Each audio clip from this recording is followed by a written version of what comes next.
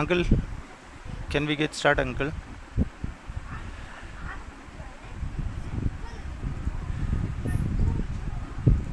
Uncle, start பண்ணலாமா Uncle?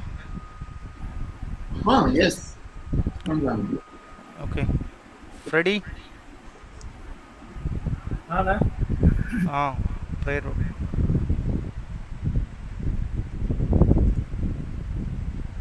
நீங்க ஜெபிக்கிறீங்களா? என்னண்ணா? Okay Freddy. கிருபையுள்ளவரை நாங்கள் நம்ம நன்றியோடு கூட துதிக்கிறோம், ஸ்தோத்திரிக்கிறோம். இந்த நாளின் ஆண்டவரா மாத வேலைக்காய் செபிக்கிறோம். ஆண்டவரா ஒருவராய் பெரிய காரியங்களை செய்கிற பரிசுத்தமும் நீதியும் உள்ள தேவரே, உம்முடைய தீர்மானத்தின்படியாய் தேவரீர் ஒரு சிறு கூட்டமாய் அப்பா மறுபடியும் ஆண்டவரை இந்த ரோமர் நிருபத்தில் தேவன் ஆண்டவரை உம்மால் தெரிந்து கொள்ளப்பட்டவர்களுக்கு உம்முடைய மனவாட்டியாகிய திருச்சபைக்கு தேவரீர் நீர் உம்முடைய இருதயத்தின் வாஞ்சைகளை விருப்பங்களை தேவரீரப்பா உம்முடைய பரிசுத்த ஆவியானவரை கொண்டு நீர் எங்களுக்கு அருளி இருக்கிறீர் ஆண்டவரா. அப்பா அதன் மகத்துவங்களை நாங்கள் ஆண்டவரை அறிந்து கொள்ள கிருபை செய்யுங்க. அப்பா பவுல் ஆண்டவரை நான் இதை குறித்து வெட்கப்படேன் என்று சொல்லுகிறார் ஆண்டவரா.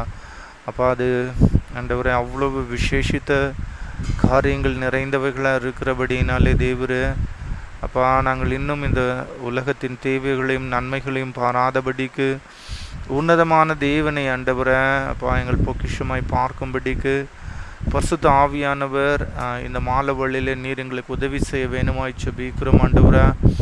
அப்பா ஸ்தோதரிக்கிறோம் பேசுகிறவர் ஆண்டவரை பரிசுத்த ஆவியானவராக இருக்கிறபடினால ஆண்டவரை அந்த வேத வாக்கியங்களை நாங்கள் புரிந்து கொள்ளும்படிக்கு அப்பா நீர் ஆண்டவரை எங்களை சகல சத்தியத்திற்குள்ளும் வழி நடத்தி ஆண்டவரை அது ஆண்டவரை அந்த சீஃப் எண்டான ஆண்டவரை உண்மை மகிமைப்படுத்துகிற அந்த காரியத்திற்கு எங்களை கொண்டு சேர்க்க let that be a joy for us O Lord ஆண்டவரை அது எங்களுக்கு மகிழ்ச்சியாய் சந்தோஷமாய் திருப்தியாய் இருக்க கர்த்தர் இந்த மாலை வழியில் கிருபை செய்யுங்க. விசேஷமாய் நாங்கள் ஆண்டவரை ஆலோசித்திருக்கிறபடியாய் ஆண்டவரை நாங்கள் கருத்துக்களை பரிமாறிக்கொள்ளவும் தேவரீர் இந்த பிளாட்ஃபார்ம் எங்களுக்கு பயன்பட பரிசுத்த ஆவியானவர் கிருபை செய்ய வேணுமாய் செபிக்கிறோம். நாமத்தை ஆண்டவரை தொடர்ந்து மகிமைப்படுத்துவீராக.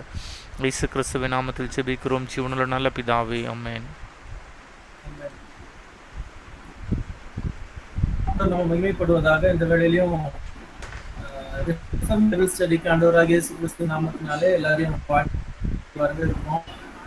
பல நாட்களுக்கு பிறகு ஆண்டவர் இப்படியாக நம்ம ஒன்றாக கூகுள் மீட் மூலமாக இணைந்து தேவனை நாம் பார்க்கும்படிக்கு ஆண்டவர் நமக்கு மறுபடியுமாக அந்த கிருபையை கொடுத்ததற்காக ஆண்டவருக்கு நன்றி செலுத்துகிறோம்.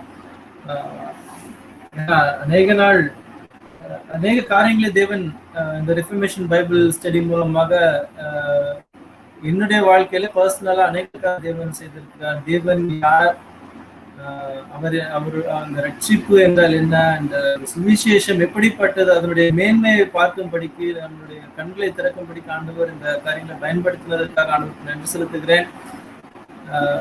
இப்பொழுதும் கூட நம்ம ஒரு 2 பாட்டு நம்ம பாட போறோம். முதலாவது பாட்டா, ஓ இயேசு உமதன்பு எத்தனை பெரியது, ஆகாயம் பூமி ஆழி மலைகளுக்கெல்லாம் பெரியது. ஸோ ஆண்டவருடைய அன்பு எவ்வளவு பெரிதாக நம்ம மேல இருக்குது அப்படின்றத பார்க்க முடிகிறது. ஏன்னா அநேகருக்கு இந்த காரியங்கள் கொடுக்கப்படலை. ரீசெண்டா நாங்க இந்த மார்க் புத்தகத்தை காலையில ப்ரேயருக்கு நாங்க தியானிச்சுக்கிட்டு இருக்கிறோம். ஸோ அதுல ஆண்டவருடைய கிருபையினாலே பார்க்கும் பொழுது அவர்களுக்கு இது அருளப்படானால் உங்களுக்கோ ராஜ்யத்தின் ரகசியங்களை அறிந்து கொள்ளும்படிக்கு இவைகள் அருளப்பட்டிருக்கிறது அப்படின்ற காரியத்தை பார்க்கும் உண்மையாகவே மிகவும் சந்தோஷமா இருக்கு. இந்த காரியங்கள் ஒருவேளை மறைக்கப்பட்டிருந்தாலும் வாதராகிய ஒன்றுக்கும் உதவார அதாவது எந்த தகுதியும் இல்லாத நமக்கு ஆண்டவர் இப்படிப்பட்டதான மகத்துவங்களை விளக்கி காட்டி கொண்டிருக்கிறார். அதற்காக நம்ம ஆண்டவருக்கு நன்றி செலுத்தணும். ஸோ அதுக்கு முக்கியமான காரியம் அவர் நம்ம மேல் வைத்திருக்கிற அந்த பெரிய அன்பு, அது எல்லாவற்றிற்கும் மேலானது. அந்த அன்பு நிமித்தமாகவே அவர் நம்மை தினந்தோறும் இப்படியாக நடத்தி கொண்டிருக்கிறார். அந்த 3வது இதுலயும் பார்க்கும்போது, இருளாம் பள்ளத்தாக்கில் மருகிய நடந்தாலும் அருமெந்தன் மேய்ப்பராய் அருகில் இருப்பதாலும் கருணையால் என்னை கரம் பிடித்து கர்த்தரை காப்பதாலும். ஸோ நம்ம கூடவே இருந்த ஒருவேளை இப்ப கஷ்டமான பயங்கரமான நிலைமை வெளியே சுத்தி நடந்துகிட்டு இருந்தாலும் ஆண்டவர் நம்மை அவருடைய வேத வசனங்களின் மூலமாக திடப்படுத்தி நம்மை நடத்தி கொண்டிருக்கிறார். ஏன்னா நமக்கு இருக்கிற ஒரே நம்பிக்கை அந்த கடைசி ஸ்டான்ஸ்ல சொல்ற மாதிரி, தேவனுடைய வீட்டில் சித்தப்படி துதிப்பேன், ஏக இதயத்துடன் இன்றும் அதை மதிப்பேன். ஆண்டவரை நம்ம முகமுகமாக நாம் தரிசிக்க போகிறோம். இந்த மகிமை உள்ள தேவனை நாம் இதுல ரோமன் பைபிள் ஸ்டடியில நம்ம பார்க்கிற இந்த மகிமையான தேவனை நாம் முகமுகமாக நாம் தரிசித்து அவரை என்றென்றும் ஆராதிக்க போகிறோம் அப்படின்ற அந்த ஒரு பெரிய ஒரு நம்பிக்கையை நம்முடைய இருதயத்தில் ஆண்டவர் வைத்திருக்கிறார். அதை உணர்ந்தவர்களாக கூட இந்த பாட்டை நம்ம பாடலாம். ஓ இயேசு உமதன்பு எத்தனை பெரியது, ஆகாயம் பூமி ஆழி மலைகளுக்கெல்லாம் பெரியது. ஆகாயம் பூமி ஆழி மலைகளுக்கெல்லாம் பெரியது. ஓ இயேசு உமதன்பு அளவில்லா ஆனந்தத்தால் அகம் நிறைந்தது. ஆண்டவர் காரியங்கள் அதிகம் சிறந்தது. அன்றாடம் காலை மாலையிலும் துதிக்க உயர்ந்தது, துதிக்க உயர்ந்தது. ஓ இயேசு மகன்பு எத்தனை பெரியது, ஆகாயம் பூமி ஆழி மலைகளுக்கெல்லாம் பெரியது. ஆகாயம் பூமி ஆழி மலைகளுக்கெல்லாம் பெரியது. ஓ இயேசு மதன்பு சங்கட சமயங்களில் மங்கிய வாடுகிறேன், துங்கனை இறங்கும் என ஏங்கிய நாடுகிறேன். பங்கம் இல்லாமல் பதிலளிப்பேன் என்றதால் பாடுகிறேன், என்றதால் பாடுகிறேன். ஓ இயேசு மதன்பு எத்தனை பெரியது, ஆகாயம் பூமி ஆழி மலைகளுக்கெல்லாம் பெரியது. ஆகாயம் பூமி ஆழி மலைகளுக்கெல்லாம் பெரியது. ஓ இயேசு மதன்பு இருளாம் பள்ளத்தாக்கில் மருகிய நடந்தாலும் அருமெந்தன் மேய்ப்பராய் அருகில் இருப்பதாலும் கருணையால் என்னை கரம் பிடித்தே கர்த்தரை காப்பதாலும், கர்த்தரை காப்பதாலும். ஓ இயேசு மதன்பு எத்தனை பெரியது,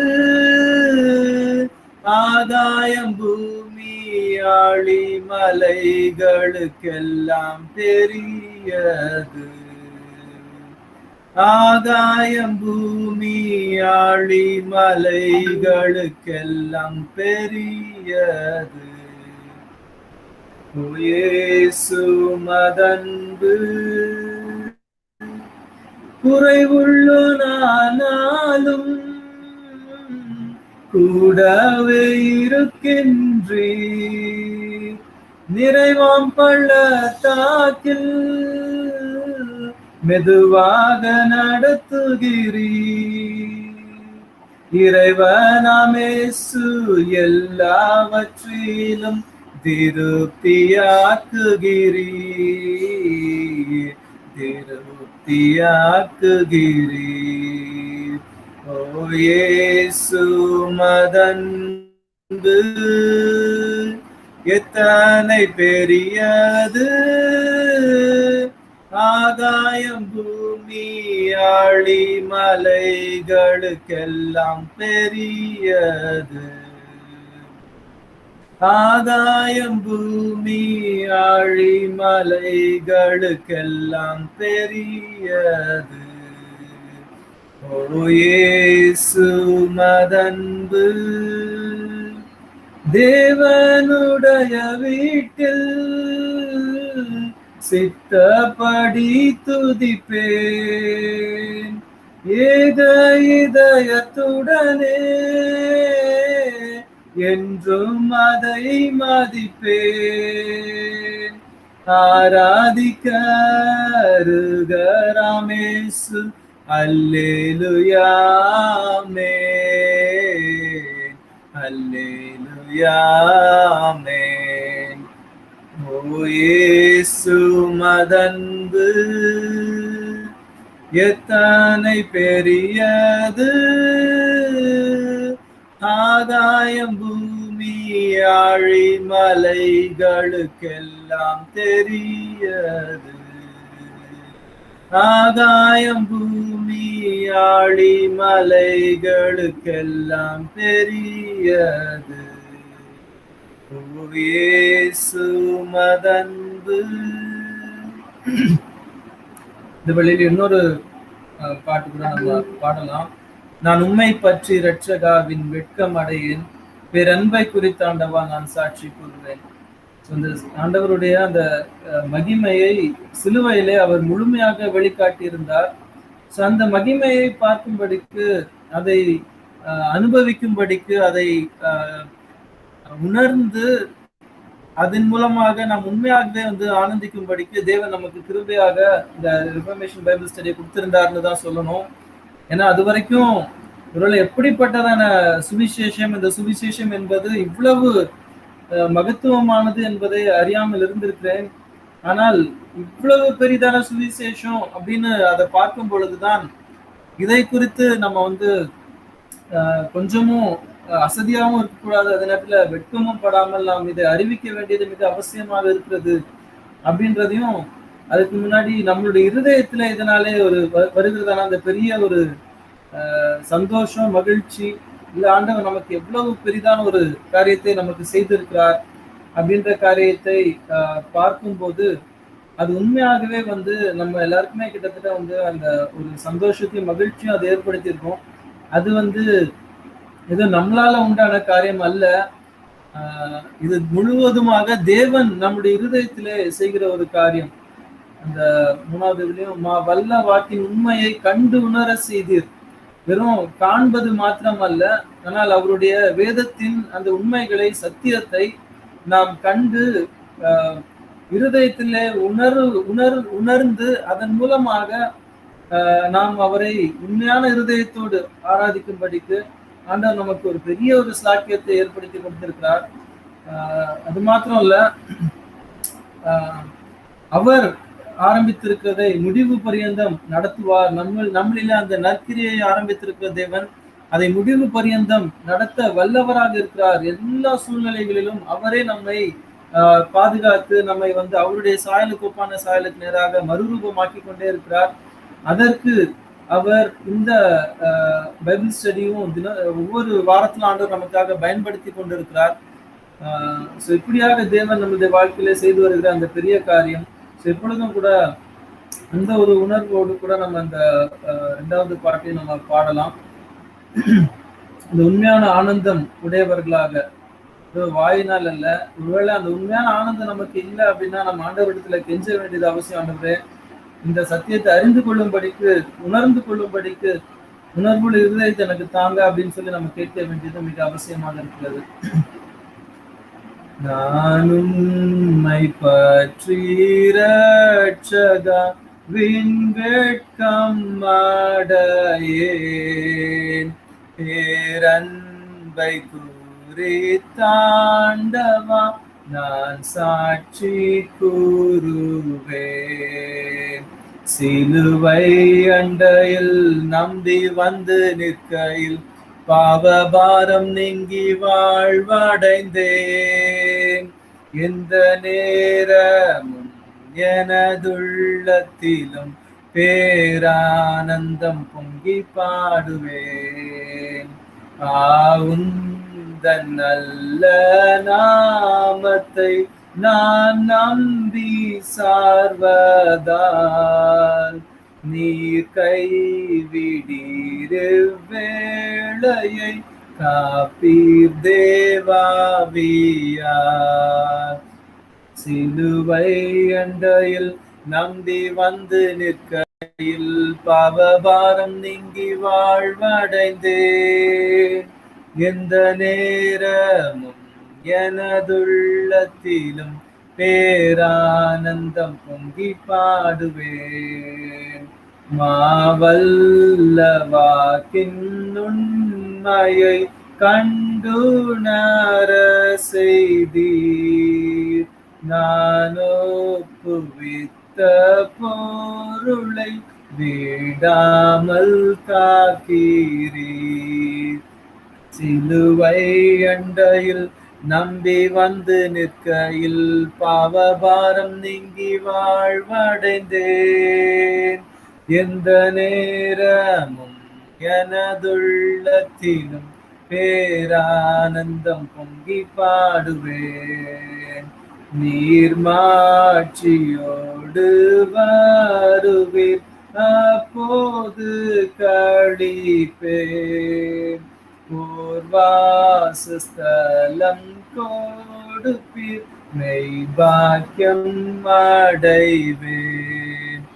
சிலுவை அண்டையில் நம்பி வந்து நிற்கையில் பாவபாரம் நீங்கி வாழ்வடைந்தேன்.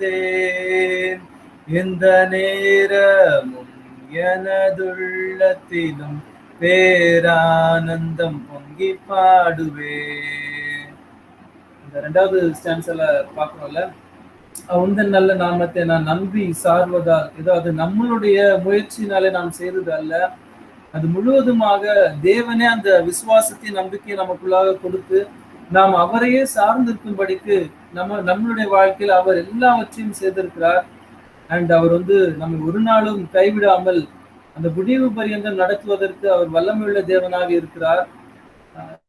அந்த ஸ்டான்ஸாக அந்த கடைசி ஸ்டான்ஸ் அல்ல, அவர் நமக்கு ஒரு பெரிய ஒரு நம்பிக்கையை ஏற்படுத்தி கொடுத்திருக்கிறார். அவர் வரும்பொழுது ரெண்டு விதமான கூட்டம் இருக்குன்னு சொல்லி பார்க்கிறோம். அந்த ஒரு கூட்டம் ராஜாக்களும் பெரியவங்களும் ஓடி போய் ஒளிஞ்சு அதாவது மலைகளையும் குன்றுகளையும் பார்த்து எங்க மேல விழுங்க, ஆட்டுக்குட்டியானவருடைய கோபத்திற்கு முன்பாக எங்களால நிற்க முடியாது அப்படின்னு சொல்லுகிற ஒரு கூட்டமும் உண்டு.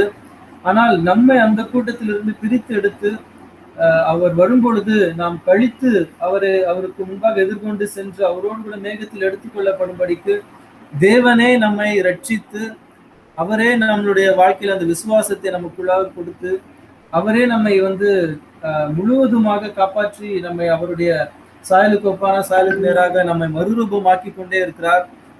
ஸோ அதை உணர்ந்தவர்களாக ஒருவேளை மறுபடியும் இந்த முழு பாட்டையும் கூட நம்ம ஒரு தடவை கூட பாடிட்டு அதுக்கப்புறமா நம்ம ஜெபித்து கையில கொடுத்துடலாம். நானும் உம்மை பற்றி ரட்சகா வீண் வெட்கம் அடையேன். பேரன்பை குறித்தாண்டவா நான் சாட்சி கூறுவேன். சிலுவை அண்டையில் நம்பி வந்து நிற்கையில் பாவபாரம் நீங்கி வாழ்வடைந்தேன். எந்த நேரமும் எனதுள்ளத்திலும் பேரானந்தம் பொங்கி பாடுவேன்.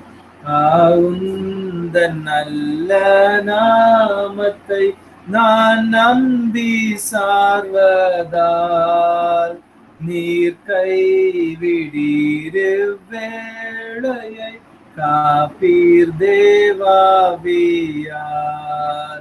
சிலுவை அண்டையில் நம்பி வந்து நிற்கையில் பாவபாரம் நீங்கி வாழ்வடைந்தேன்.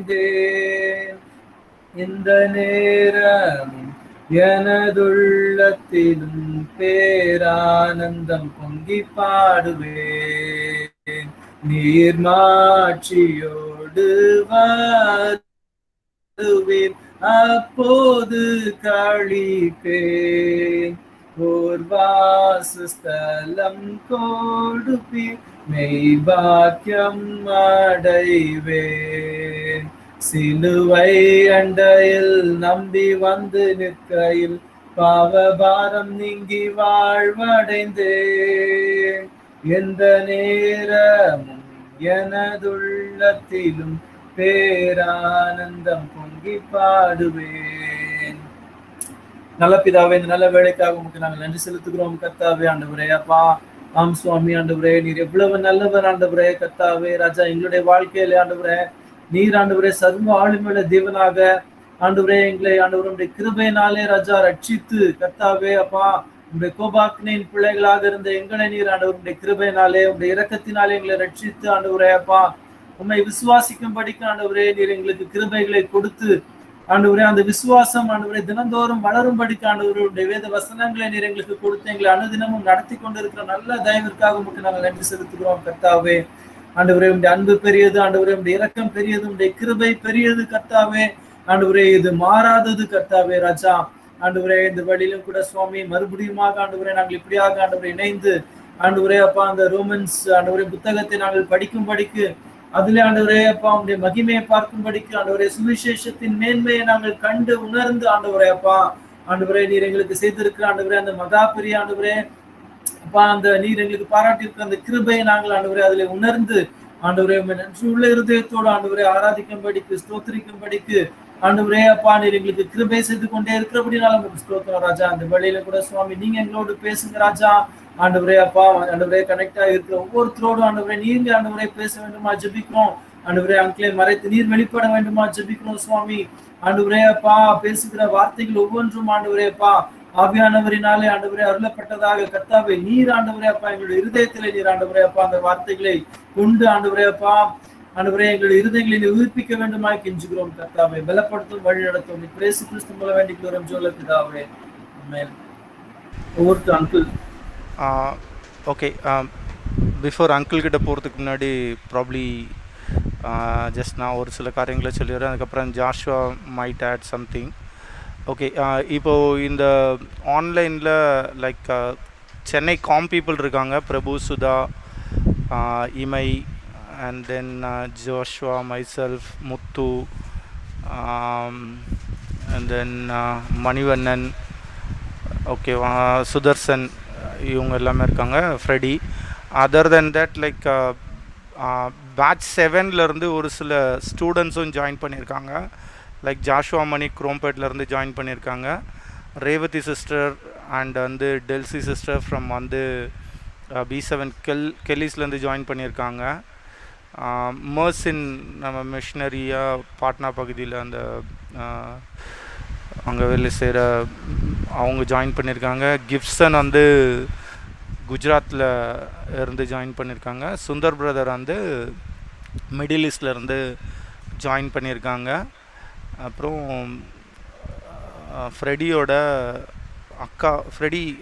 அக்காவை யார் ஜாயின் பண்ணியிருக்கா? ஃப்ரெடி அது அக்கா ஜாயின் பண்ணியிருக்காங்க.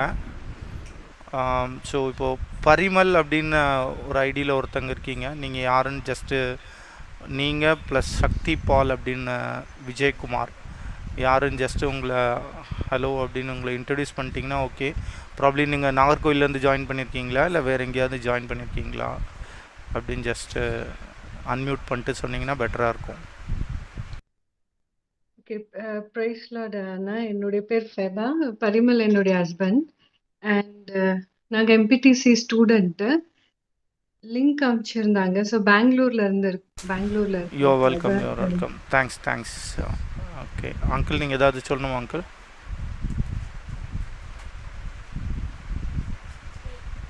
ஓகே அட் ஓகே சக்தி பால் அந்த ஐடியில இருந்து யார் ஜாயின் பண்ணியிருக்கீங்கன்னு சொல்ல முடியுமா? Hello, praise Lord, என் பேர் ஏஞ்சல். நான் NPTC third batch student from Bangalore. Okay you are welcome sister. Vijaykumar. Brother, praise Lord.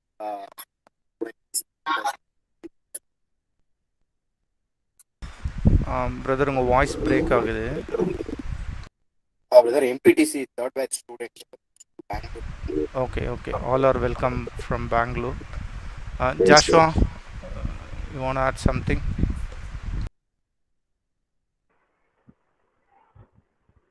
கர்த்தருடைய பரிசுத்த நாமம் மகிமைப்படுத்தப்படுவதாக. என்னோட வாய்ஸ் கேக்குதா? You are audible, Joshua. Go ahead. ஆண்டவர் நம்ம தொடர்ந்து அங்கிள் நாகர்கோவில் போன பிறகும் கூட நம்ம ரிஃபர்மேஷன் பைபிள் ஸ்டடியில் யூடியூப் மூலியமா கனெக்ட் ஆகி இருந்தாலும் இது ஒரு மிகப்பெரிய பாக்கியம் அப்படின்னு தான் நம்ம கருத வேண்டி இருக்கிறது.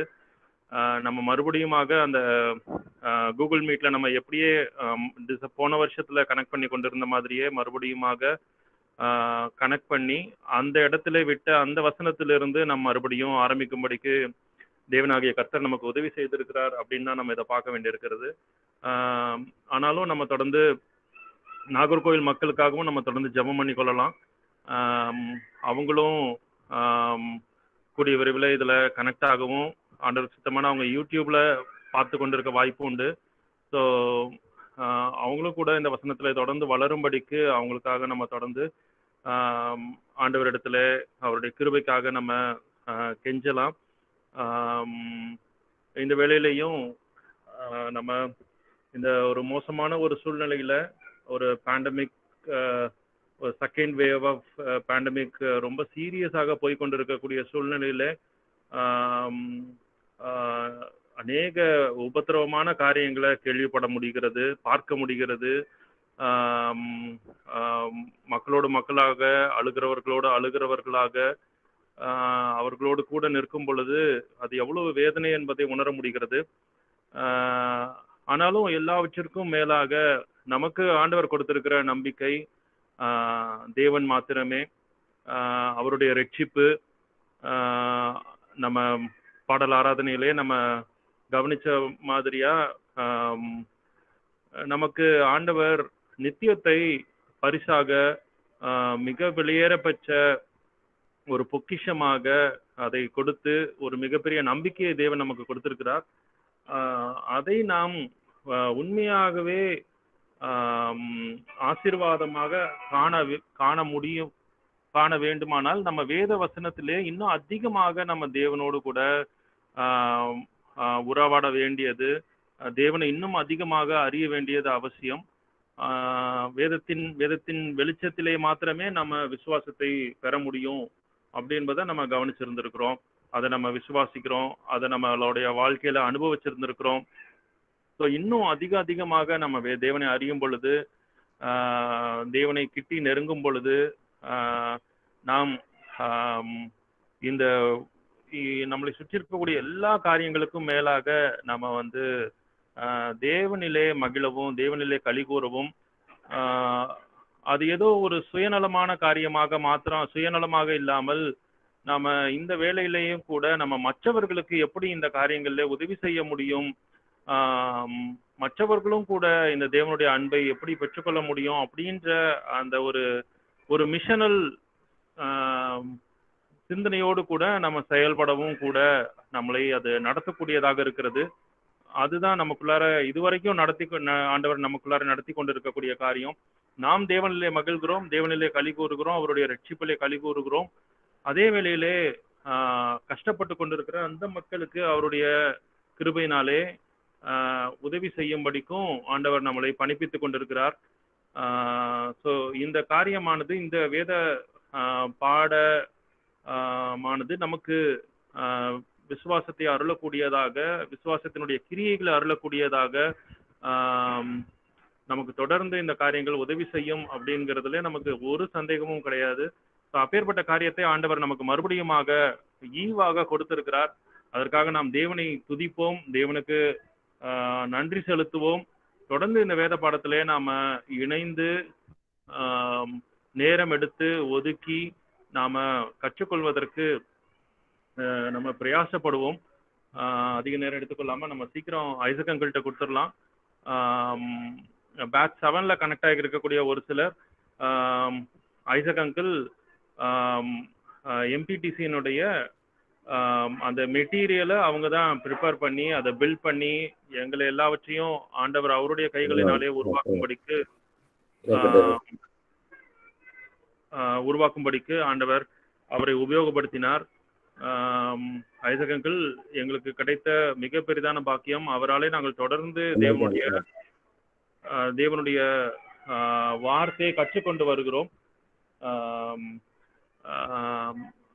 ஐசக் அங்கிள் இப்பொழுது நாகர்கோயிலில் இருக்கிறாங்க. தொடர்ந்து நமக்கு வேத வசனத்தை கற்றுக் கொடுத்து கொண்டு வருகிறாங்க.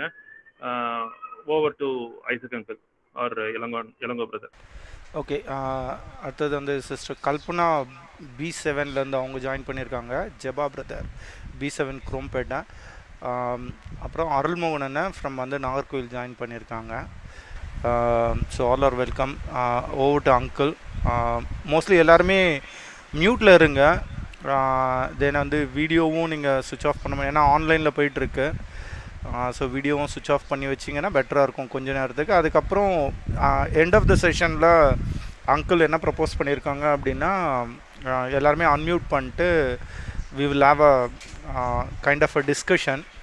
ஸோ அப்போ நீங்கள் உங்களோட வீடியோஸை வந்து ஓப்பன் பண்ணிக்கோங்க, ப்ளஸ் அன்மியூட் பண்ணிக்கோங்க. ஓகேவா? Thanks. God bless you uncle. Over to you uncle. இயேசு கிறிஸ்துவின் இனிய நாமத்தினாலே உங்கள் யாவரையும் வாழ்த்துகிறேன். கன்னியாகுமரி மாவட்டத்திலிருந்து, நாகர்கோவிலிருந்து உங்கள் யாவருக்கும் வாழ்த்துக்கள். ஸோ இவ்விதமாக தமிழ்மார் சொன்னது மாதிரி நாம் நான் நினைக்கிறேன் டிசம்பர் 5ஆம் தேதிக்கு பிற்பாடு, டிசம்பர் 5ஆம் தேதிக்கு பிறகு நாம் இவ்விதமாக கூகுள் மீட்ல நேரடியாக நாம மீட் பண்ணும்படியாக தேவனாகிய கர்த்தர் நமக்கு அருள் புரிந்திருக்கிறார். இது தம்பி ஜாஷுவா சொன்னது மாதிரி, எல்லாரும் ரிஃப்ளெக்ட் பண்ண மாதிரி, உண்மையிலே இது வந்து ஒரு எனக்கு பெரிய ஆசீர்வாதமாக நினைக்கிறேன். நான் உங்களோடு கூட நேரடியாக கனெக்ட் ஆவது, ஒரு சிலருடைய முகங்களையும் பார்ப்பது மிக மிக ஆச்சரியமான காரியம், சந்தோஷமான காரியம். கர்த்தர் நமக்கு இந்த காரியத்தை கொடுத்திருக்கிறபடினால் நான் தேவனை துதிக்கிறேன். ஸோ நாகர்கோயிலிருந்து அருள்மோகனை ஜாயின் பண்ணதுக்காக ரொம்ப சந்தோஷம்.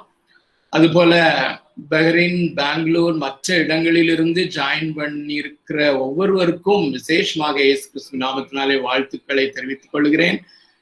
இவ்விதமாக நாம் இணைவது குஜராத். ஸோ பெரிய ஒரு சந்தோஷமான காரியம். கர்த்தர் நமக்கு இதை ஆசீர்வாதமாக்கி தருவாராக. இது நம்ம ஏற்கனவே ரிஃப்ளெக்ட் பண்ணினபடி ஒரு கிரிட்டிக்கலான ஒரு கண்டிஷன்ல நம்முடைய தேசம் உலகம் முழுவதிலும், அதிலும் குறிப்பாக நம்முடைய தேசம் ஒரு மிகுந்த பரிதாபமான நிலைமையிலே போய்கொண்டிருக்கிற இந்த வேளையிலே நாம் கூடுகிறோம். ஸோ தம்பி ஜாஷுவா அந்த இன்ஃபர்மேஷன்ல கொடுத்திருந்தது மாதிரி, எங்கு பார்த்தாலும் மரண ஓலங்கள், அநேக ஸ்டோரிஸ், அநேக காரியங்கள் நீங்களும் கேள்விப்படுகிறீர்கள், டிவில பாக்குறீங்க, நம்ம படிக்கிறோம்.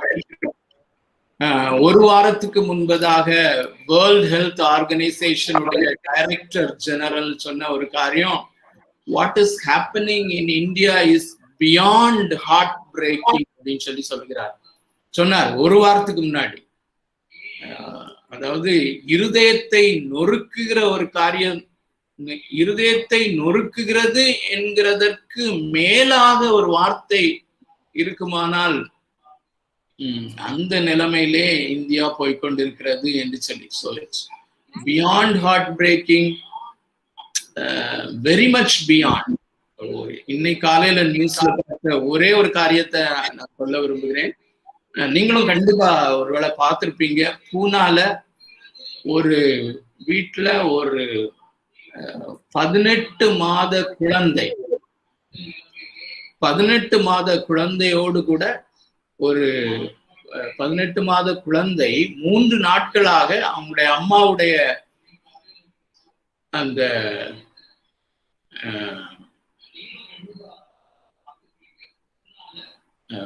ஒரே ஒரு நிமிஷம்.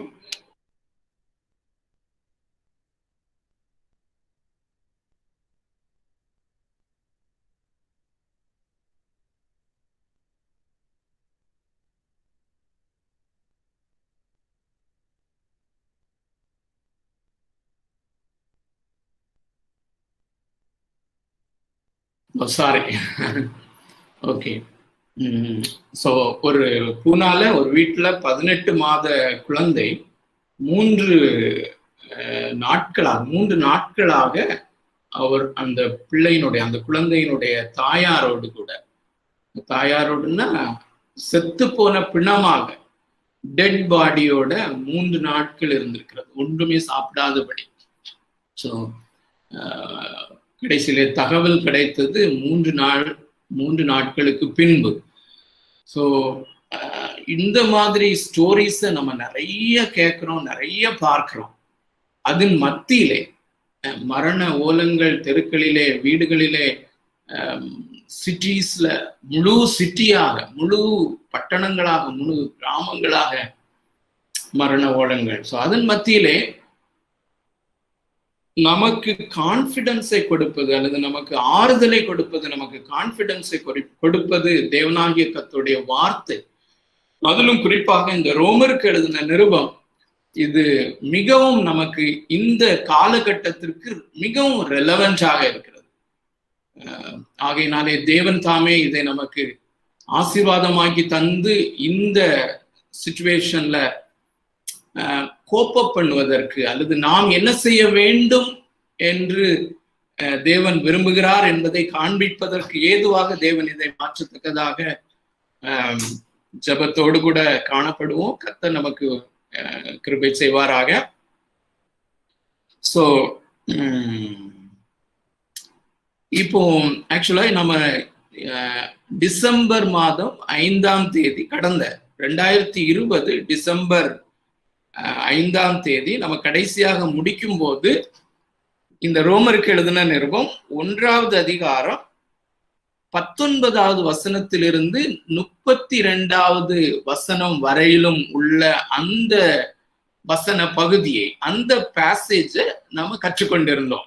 ஸோ இப்பொழுது ஒரு சிலர் புதிதாகவும் ஜாயின் பண்ணி இருக்கிறபடினாலே ஒரு குவிக் ரீகேப், இதுவரையிலும் நடந்த காரியங்களை அல்லது 1வது வசனத்திலிருந்து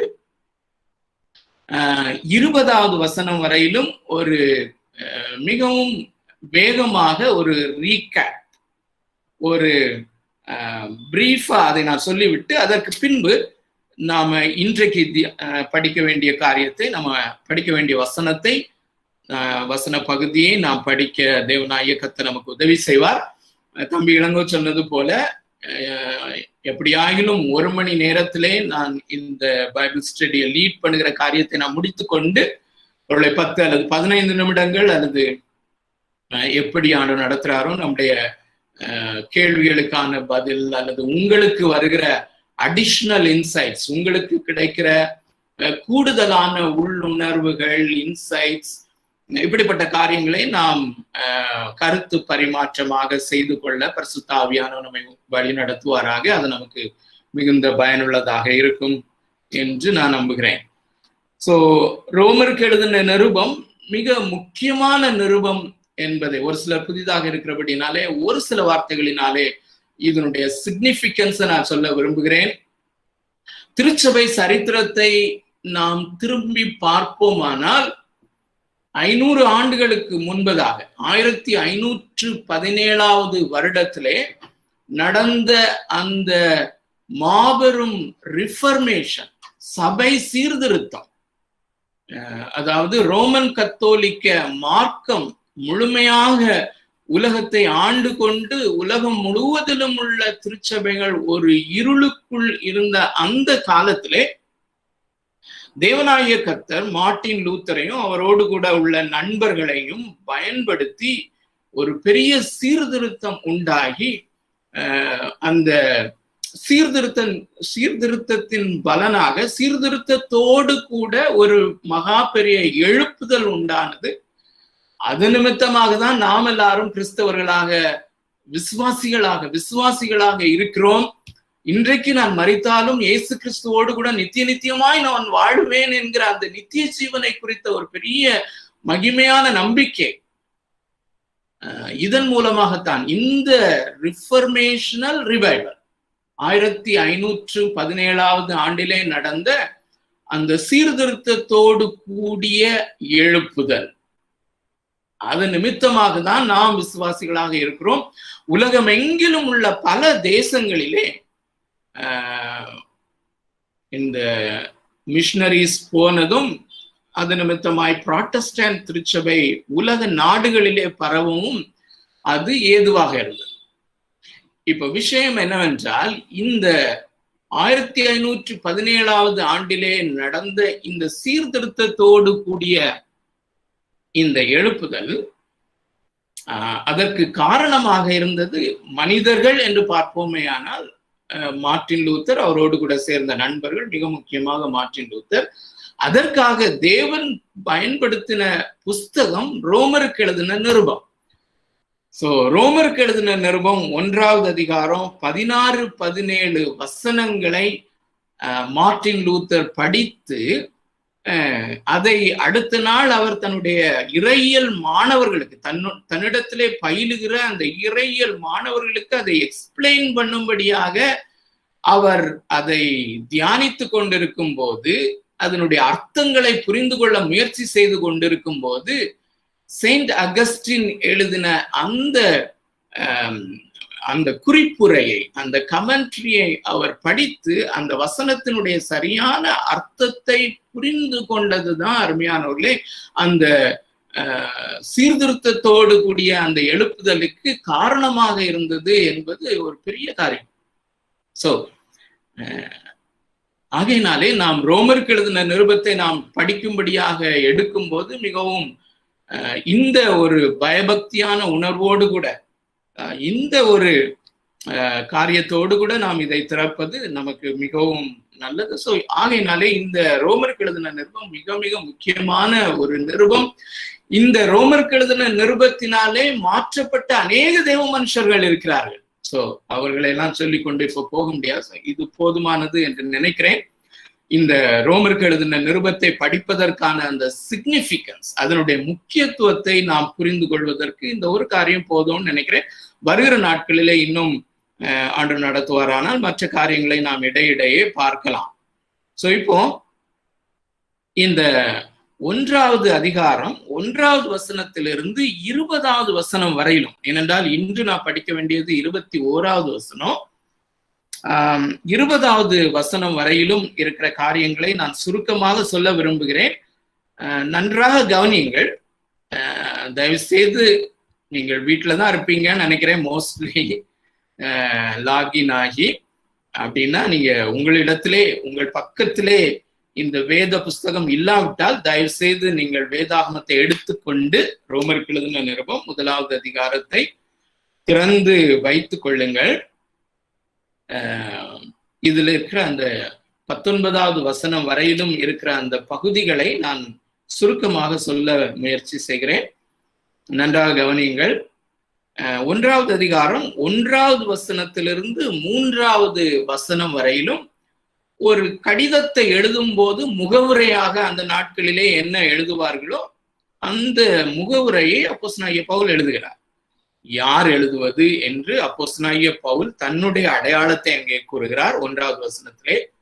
2வது வசனத்திலே அவர் யாருக்கு எழுதுகிறார் என்று அந்த ரோமாபுரியில் உள்ள விசுவாசிகளை குறித்த அடையாளம். இதெல்லாம் ரொம்ப ஆச்சரியமான காரியம், இதற்குள்ள இப்போ நம்ம போக முடியாது. அந்த ரோமாபுரியில் உள்ள அந்த விசுவாசிகளை குறித்த அடையாளத்தை அவர் சொல்லும் போது அது விசுவாசிகளாகிய நம்மை குறித்த அடையாளமாகவும் இருக்கிறது. அதனால அதுல அந்த அந்த அடையாளம் என்கிற ஒரு காரியத்திலேயே மிகவும் ஆழமான சத்தியம் அதிலே பதிந்திருக்கிறது. ஒருவேளை நீங்கள் அதிக ஆர்வமுள்ளவர்களாக இருப்பீர்களே ஆனால் ஜென்ஸ் MPTCல இந்த யூடியூப்ல நீங்க அதை பார்க்க முடியும், பார்க்கலாம். சோ 3வது வசனத்திலே கிரீட்டிங்ஸ். சோ இந்த 1, 2, 3 வசனங்களிலே முகவுரையாக எழுதுகிறவருடைய அடையாளம், பெற்றுக்கொள்கிறவர்களுடைய அடையாளம், வாழ்த்துதல், 3 வசனங்கள். 4வது வசனமும் 5வது வசனமும் சுவிசேஷத்தினுடைய ரத்தின சுருக்கம். அருமையானவர்களே, இந்த முழு ரோமருக்கு எழுதின நிருபம் நன்றாக கவனித்துக் கொள்ளுங்கள். ஒரு சிலர் புதிதாக இருப்பதனாலே இது மிகவும் முக்கியமாக நாம் கவனிக்க வேண்டிய ஒரு காரியம். ரோமருக்கு எழுதின நிருபம் என்ன என்று சொல்லி ஒரு வரியிலே ஒரு விளக்கம் கொடுக்க வேண்டுமானால், அப்போஸ்தலனாகிய பவுல் ரோமருக்கு எழுதின நிருபம் என்னவென்றால் அதுதான் நாம் விசுவாசிக்கிற கிறிஸ்தவ சுவிசேஷம். It is the gospel. ஆனால் இது விளங்கிக் கொள்வதற்கு அவ்வளவு எளிதானதல்ல. இது மிக மிக ஆழமான கருத்துக்கள் கொண்ட, கருத்துக்கள் செறிந்த, ஆனால் அந்த கருத்துக்களை நாம் புரிந்து கொள்ளும் போது விசுவாசிகளாகிய நம்மை இமயமலை சிகரமாகிய அந்த எவரெஸ்ட் சிகரத்திற்கே எடுத்து செல்லுகிற ஒரு சக்தி இந்த ரோமருக்கு எழுதின நிருபத்திலே விளக்கப்பட்டிருக்கிற சுவிசேஷத்திற்கு உண்டு. நம்மில் அநேகர் ஒருவேளை இது சுவிசேஷம் எனக்கு தெரிஞ்சது தானே, அந்த சுவிசேஷத்தை ஏற்றுக்கொண்டுதான் நான் விசுவாசியா இருக்கிறேன் அப்படின்னு சொல்லலாம். அது உண்மைதான் அருமையானவர்களே, அது மிக மிக உண்மையானது. இந்த சுவிசேஷத்தை நாம் ஏற்றுக்கொண்டுதான் நாம் விசுவாசிகளாக ஆகியிருக்கிறோம். ஆனால் அந்த சுவிசேஷத்தின் மேன்மையை நாம் எப்போது புரிந்து கொள்ள ஆரம்பிக்கிறோம் என்றால், நாம் இந்த ரோமருக்கு எழுதின நிருபத்திலேயும் மற்ற புஸ்தகங்களிலேயும் நம்மை ரட்சிக்கும்படியாக தேவனாகிய கர்த்தர் என்ன செய்தார், அந்த ரட்சிப்பின் திட்டத்திலே என்னெல்லாம் இன்வால்வ் ஆகியிருக்கிறது என்பதை நாம் புரிந்து கொள்ள நம்முடைய விசுவாசம் பெருகும்.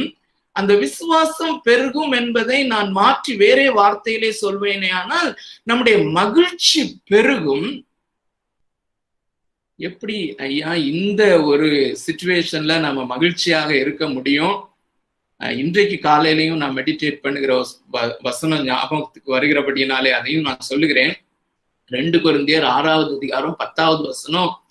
அப்போஸ்தலனாகிய பவுல் சொல்லுகிற காரியம், தங்களை குறித்து அவர் சொல்லும் போது, சாரோஃபுல் yet rejoicing always, துக்கப்படுகிறவர்கள் எண்ணப்பட்டாலும். நன்றாக கவனியுங்கள், இது நமக்கு நல்லா தெரிஞ்ச ஒரு வசனம் தான்.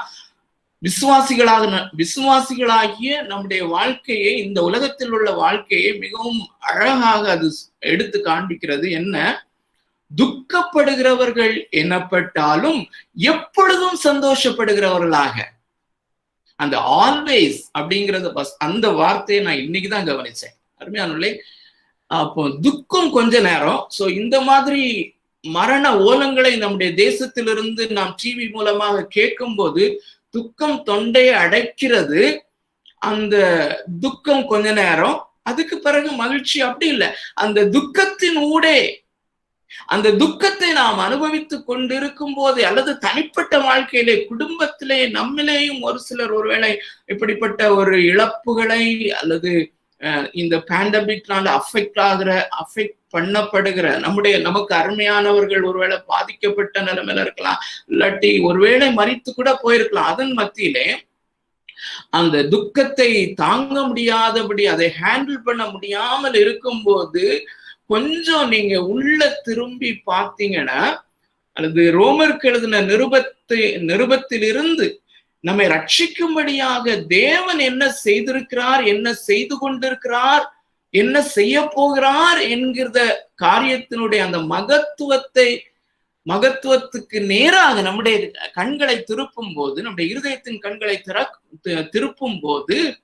அந்த துக்கத்தின் ஊடே இருதயத்தின் ஆழத்திலிருந்து அந்த மகிழ்ச்சி பொங்கி வருகிறது. அதை தான் அப்போஸ்தலனாகிய பவுல் சொல்லுகிறார், அந்த துக்கப்படுகிறவர்கள் என்னப்பட்டாலும் எப்பொழுதும் சந்தோஷப்படுகிறவர்களாய். Isn't it amazing? Always rejoicing. So எதுல இருந்து சொல்ல ஆரம்பிச்சேன்னா, இந்த ரோமருக்கு எழுதின நிருபம் என்பது அதுதான் சுவிசேஷம். அருமையானவர்களே, நாம் மறுபடியும் பிறந்த போது அது நமக்கு தெரியாது. தேவன் நம்மை மறுபடியும் பிறக்க செய்தார். அதுக்கு பிறகு எப்படி அப்படிங்கிற அந்த ப்ராசஸ நம்ம தெரிந்து கொண்டு அவரை துதித்து கொண்டே மகிழ்ச்சியோடு இருப்பதுதான் நம்முடைய கிறிஸ்தவ வாழ்க்கைய சுருக்கமாக சொன்னால் அதுதான் நம்முடைய கிறிஸ்தவ வாழ்க்கை. அப்போ இந்த சுவிசேஷத்திலே 2 பகுதிகள் இருக்கிறது. ஒன்று, சரித்திரத்திலே இந்த சுவிசேஷம் நடந்தேறியது அப்படிங்கிறது ஒன்று. அது மத்தேயு, மார்க்கு, லூக்கா, யோவான் எழுதின சுவிசேஷங்களிலே இந்த சுவிசேஷத்தின் நடுநாயகராகிய இயேசு கிறிஸ்து, Christ the person, Christ the heroic person, அவர் இந்த உலகத்திலே மாம்சத்திலே வந்து பிறந்து வாழ்ந்து மரித்து அடக்கம் பண்ணப்பட்டு உயிரோடு எழுந்து பரமேறினது இதுவரைக்கும் அந்த சுவிசேஷம் சரித்திரத்திலே நடந்தேறிய பகுதி. இதை ஏ பார்ட் என்று சொல்கிறோம்.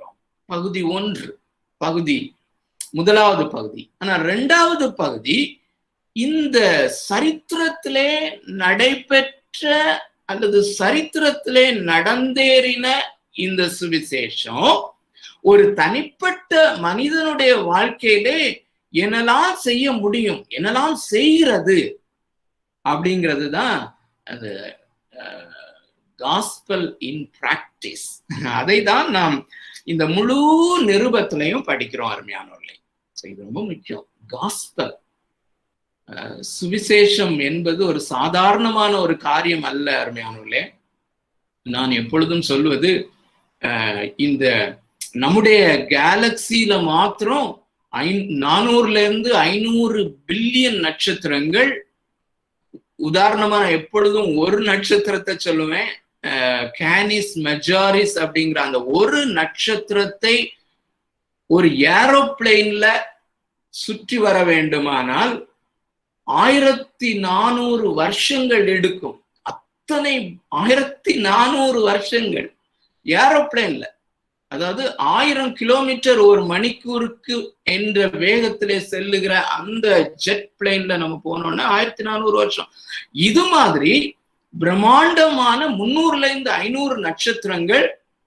அதுக்கப்புறம் கேலக்சி அதே மாதிரி எத்தனை இருக்குது, 300 அநேக பில்லியன் கேலக்சிஸ் இருக்கிறது. ஸோ இவைகள் எல்லாவற்றினுடைய வெளிச்சத்தை ஒட்டுமொத்தமாக சேர்த்து பாருங்கள்.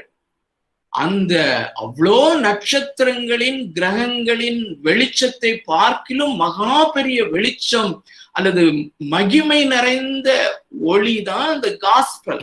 ஸோ காஸ்பல், சுவிசேஷம் என்பது நாம் நினைப்பது போல அல்ல. It is much powerful. சரி, அது அங்கே இருக்கட்டும். நம்ம தொடர்ந்து இதனுடைய மகிமையை தான் நம்ம படிக்க போகிறோம். ஸோ 4வது வசனத்திலையும் 5வது வசனத்திலேயும் இந்த சுவிசேஷம் சரித்திரத்திலே எப்படி நிறைவேறினது என்பதை, அதனுடைய முக்கியமான அம்சங்களை மாத்திரம் எடுத்து 4வது வசனத்திலேயும் 5வது வசனத்திலேயும் அப்போஸ்தலனாகிய பவுல் எழுதுகிறார். அதை தொடர்ந்து 6வது வசனமும் 7வது வசனமும் அப்போஸ்தலனாகிய பவுலினுடைய மிஷன் ஸ்டேட்மெண்ட். ரொம்ப ரத்தின சுருக்கமாக மிக அழகாக அந்த மிஷன் ஸ்டேட்மெண்டை குறித்து சொல்லுகிறார். நான் எதற்காக அழைக்கப்பட்டேன் என்பதை குறித்து சொல்லுகிறார். அப்புறம் 8வது வசனத்திலிருந்து 12வது வசனம் வரையிலும் அப்போஸ்தலனாகிய பவுலுடைய ஜெபம், இந்த ரோமாபுரியில் உள்ள திருச்சபை மக்களுக்காக அவருடைய ஜெபமும், அவர்களை குறித்து அல்லது அவர்களுடைய விசுவாசத்தை குறித்து தேவனுக்கு நன்றி செலுத்துகிற காரியமும் அதுல பார்க்கிறோம். அதுக்கப்புறம் 13வது வசனமும் 14வது வசனமும் 15வது வசனத்திலேயும் அவர் தன்னுடைய பேஷனை சொல்லுகிறார். என்னவென்றால், அதாவது அந்த ரோமாபுரியில் உள்ள திருச்சபையினருக்கு இந்த மகா ஒளியாக இருக்கிற இந்த தேவனுடைய சுவிசேஷத்தை தன்னால் இயன்ற மட்டும், அதான் அந்த ரொம்ப முக்கியமான வார்த்தை, தன்னால் இயன்ற மட்டும் அவர்களுக்கு அவர் பிரசங்கிக்க விரும்புகிறார். அந்த விருப்பத்தை அவர் சொல்லுவதுதான் அந்த 13வது வசனத்திலிருந்து 15வது வசனம் வரை. அதுக்கு பிறகு அந்த ஏன் விரும்புகிறார், ஏன், அதாவது நமக்கு நன்றாக தெரியும், அருமையானவர்களே, அனைவருக்கு தெரியும், இந்த ரோம திருச்சபையை அப்போஸ்தலனாகிய பவுல் நிறுவவில்லை. ஆனால் தான் நிறுவாத அந்த திருச்சபை மக்களுக்காக, அந்த திருச்சபை மக்களுக்கு எப்படியாயிலும் என்னால் இயன்ற மட்டும் சுவிசேஷத்தை பிரசங்கிக்க வேண்டும் என்று தான் விரும்புகிறேன் என்று சொல்ல காரணம் என்ன அப்படிங்கிற அந்த காரணத்தை தான் 16வது வசனத்திலையும் 17வது வசனத்திலையும் வாசிக்கிறோம். கிறிஸ்துவின் அதை பாருங்க, கிறிஸ்துவின் சுவிசேஷத்தை குறித்து நான் வெட்கப்படேன், முன்பு யூதரிலும் பின்பு கிரேக்கரிலும் விசுவாசிக்கிறவனவனோ அவனுக்கு ரட்சிப்பு உண்டாவதற்கு அது தேவ பலனாயிருக்கிறது. It's the power of God unto salvation. ஆகையினாலே நான் வாஞ்சிக்கிறேன் அப்படின்னு சொல்றார். ஸோ இந்த குயிக் ரீகேப், இந்த பகுதிகளை அழகாக பிரித்து உங்களுக்கு காண்பித்தேன். ஸோ இத நான் குயிக்கா வாசித்துடலான்னு சொல்லி நினைக்கிறேன். ஸோ தம்பி இளங்கோ கேன் ஹெல்ப். ஸோ இந்த பிரிவுகளை மனதிலே வைத்துக் கொள்ளுங்கள், அல்லது மெதுவா உங்களுடைய அந்த வேதாகமத்திலே அதை குறித்துக் கொள்ளுங்கள். 1 முதல் 3, அப்புறம் 4 இருந்து 5, 6 முதல் 7, 8 முதல் 12, 13 இருந்து 15, அப்புறம் 16, 17. இந்த பேராகிராஃப மைண்ட்ல ரெஜிஸ்டர் பண்ணிக்கோங்க, அல்லது அழகா மார்க் பண்ணிக்கோங்க. வாசிக்கலாமா?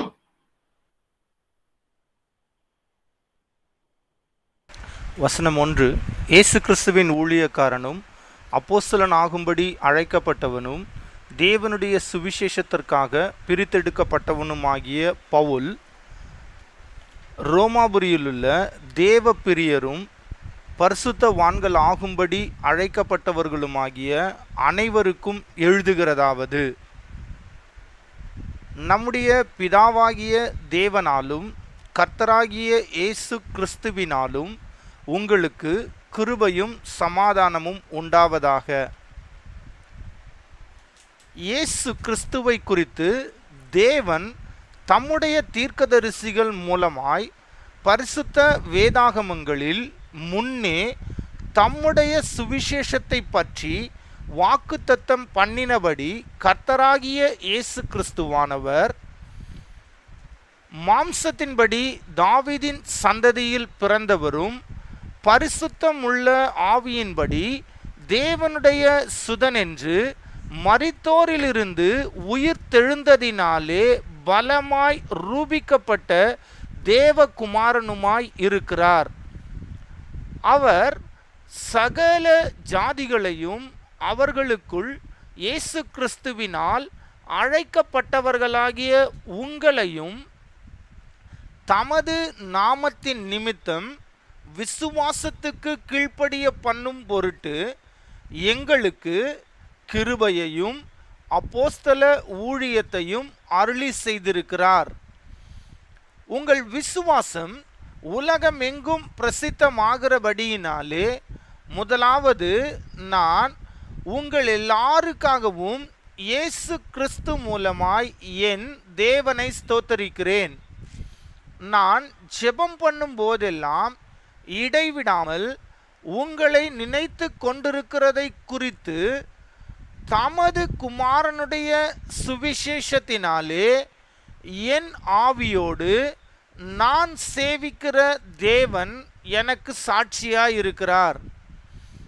நீங்கள் ஸ்திரப்படுவதற்காக ஆவிக்குரிய சில வரங்களை உங்களுக்கு கொடுக்கும்படிக்கும் உங்களிலும் என்னிலும் உள்ள விசுவாசத்தினால் உங்களோடு கூட நானும் ஆறுதல் அடையும்படிக்கும் உங்களை காண வாஞ்சையாய் இருக்கிறபடியினாலே எவ்விதத்திலாவது நான் உங்களிடத்தில் வருகிறதற்கு தேவனுடைய சித்தத்தினாலே எனக்கு நல்ல பிரயாணம் சீக்கிரத்தில் கிடைக்க வேண்டும் என்று வேண்டிக் கொள்ளுகிறேன். சகோதரரே, புறஜாதிகளான மற்றவர்களுக்குள் நான் பலனை அடைந்தது போல உங்களுக்குள்ளும் சில பலனை அடையும்படிக்கு உங்களிடத்தில் வர பல முறை யோசனையாய் இருந்தேன். ஆயினும் இதுவரைக்கும் எனக்கு தடை உண்டாயிற்று என்று நீங்கள் அறியாதிருக்க எனக்கு மனதில்லை. கிரேக்கருக்கும் மற்ற அந்நியர்களுக்கும் ஞானிகளுக்கும் மூடருக்கும் நான் கடனாளியாயிருக்கிறேன். ஆகையால் ரோமாபுரியில் இருக்கிற உங்களுக்கும் என்னால் இயன்ற மட்டும் சுவிசேஷத்தை பிரசங்கிக்க விரும்புகிறேன். கிறிஸ்துவின் சுவிசேஷத்தை குறித்து நான் வெட்கப்படேன். முன்பு யூதரிலும் பின்பு கிரேக்கரிலும் விசுவாசிக்கிறவன் எவனோ அவனுக்கு ரட்சிப்பு உண்டாவதற்கு அது தேவ பலனாயிருக்கிறது. விசுவாசத்தினாலே நீதிமான் பிழைப்பான் என்று எழுதியிருக்கிறபடி விசுவாசத்தினால் உண்டாகும் தேவ நீதி விசுவாசத்திற்கு என்று அந்த சுவிசேஷத்தினால் வெளிப்படுத்தப்படுகிறது. அங்கிள் கண்டினியூ பண்ணுவோம். அங்கிள் 18, 19, 20 வாசிச்சிருவான். சத்தியத்தை அநியாயத்தினாலே அடக்கி வைக்கிற மனுஷருடைய எல்லாவித அவபக்திக்கும் அநியாயத்துக்கும் விரோதமாய் தேவ கோபம் வானத்திலிருந்து வெளிப்படுத்தப்பட்டிருக்கிறது. தேவனை குறித்து அறியப்படுவது அவர்களுக்குள்ளே வெளிப்பட்டிருக்கிறது. தேவனே அதை அவர்களுக்கு வெளிப்படுத்தி இருக்கிறார்.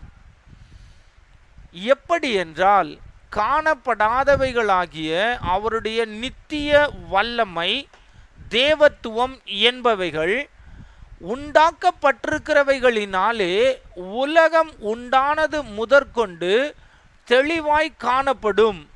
ஆதலால் அவர்கள் போக்கு சொல்ல இடமில்லை. Okay, thank you. ஸோ இந்த 16, 17 வசனங்களை நாம் இப்போ திரும்பவும் அதை எம்பசைஸ் பண்ணணும்னு தான் தோணுது. பட் ஆனா பார்க்கலாம் நம்ம. ஏன்னா நான் அதை மென்ஷன் பண்ணேன். இந்த 16, 17 இந்த 2 வசனங்கள் தான் 1517 வருஷத்திலே உண்டான அந்த சபை சீர்திருத்தத்திற்கு ஊன்றுகோலாக இருந்த ஒரு வசனம். நம்ம அதை ஏற்கனவே படித்து விட்டபடினாலே அதை இப்போ ஸ்கிப் பண்றோம். ஆனா பின்னால எப்போதுமே அந்த வசனத்திற்கு நாம வந்து கொண்டே இருப்போம்.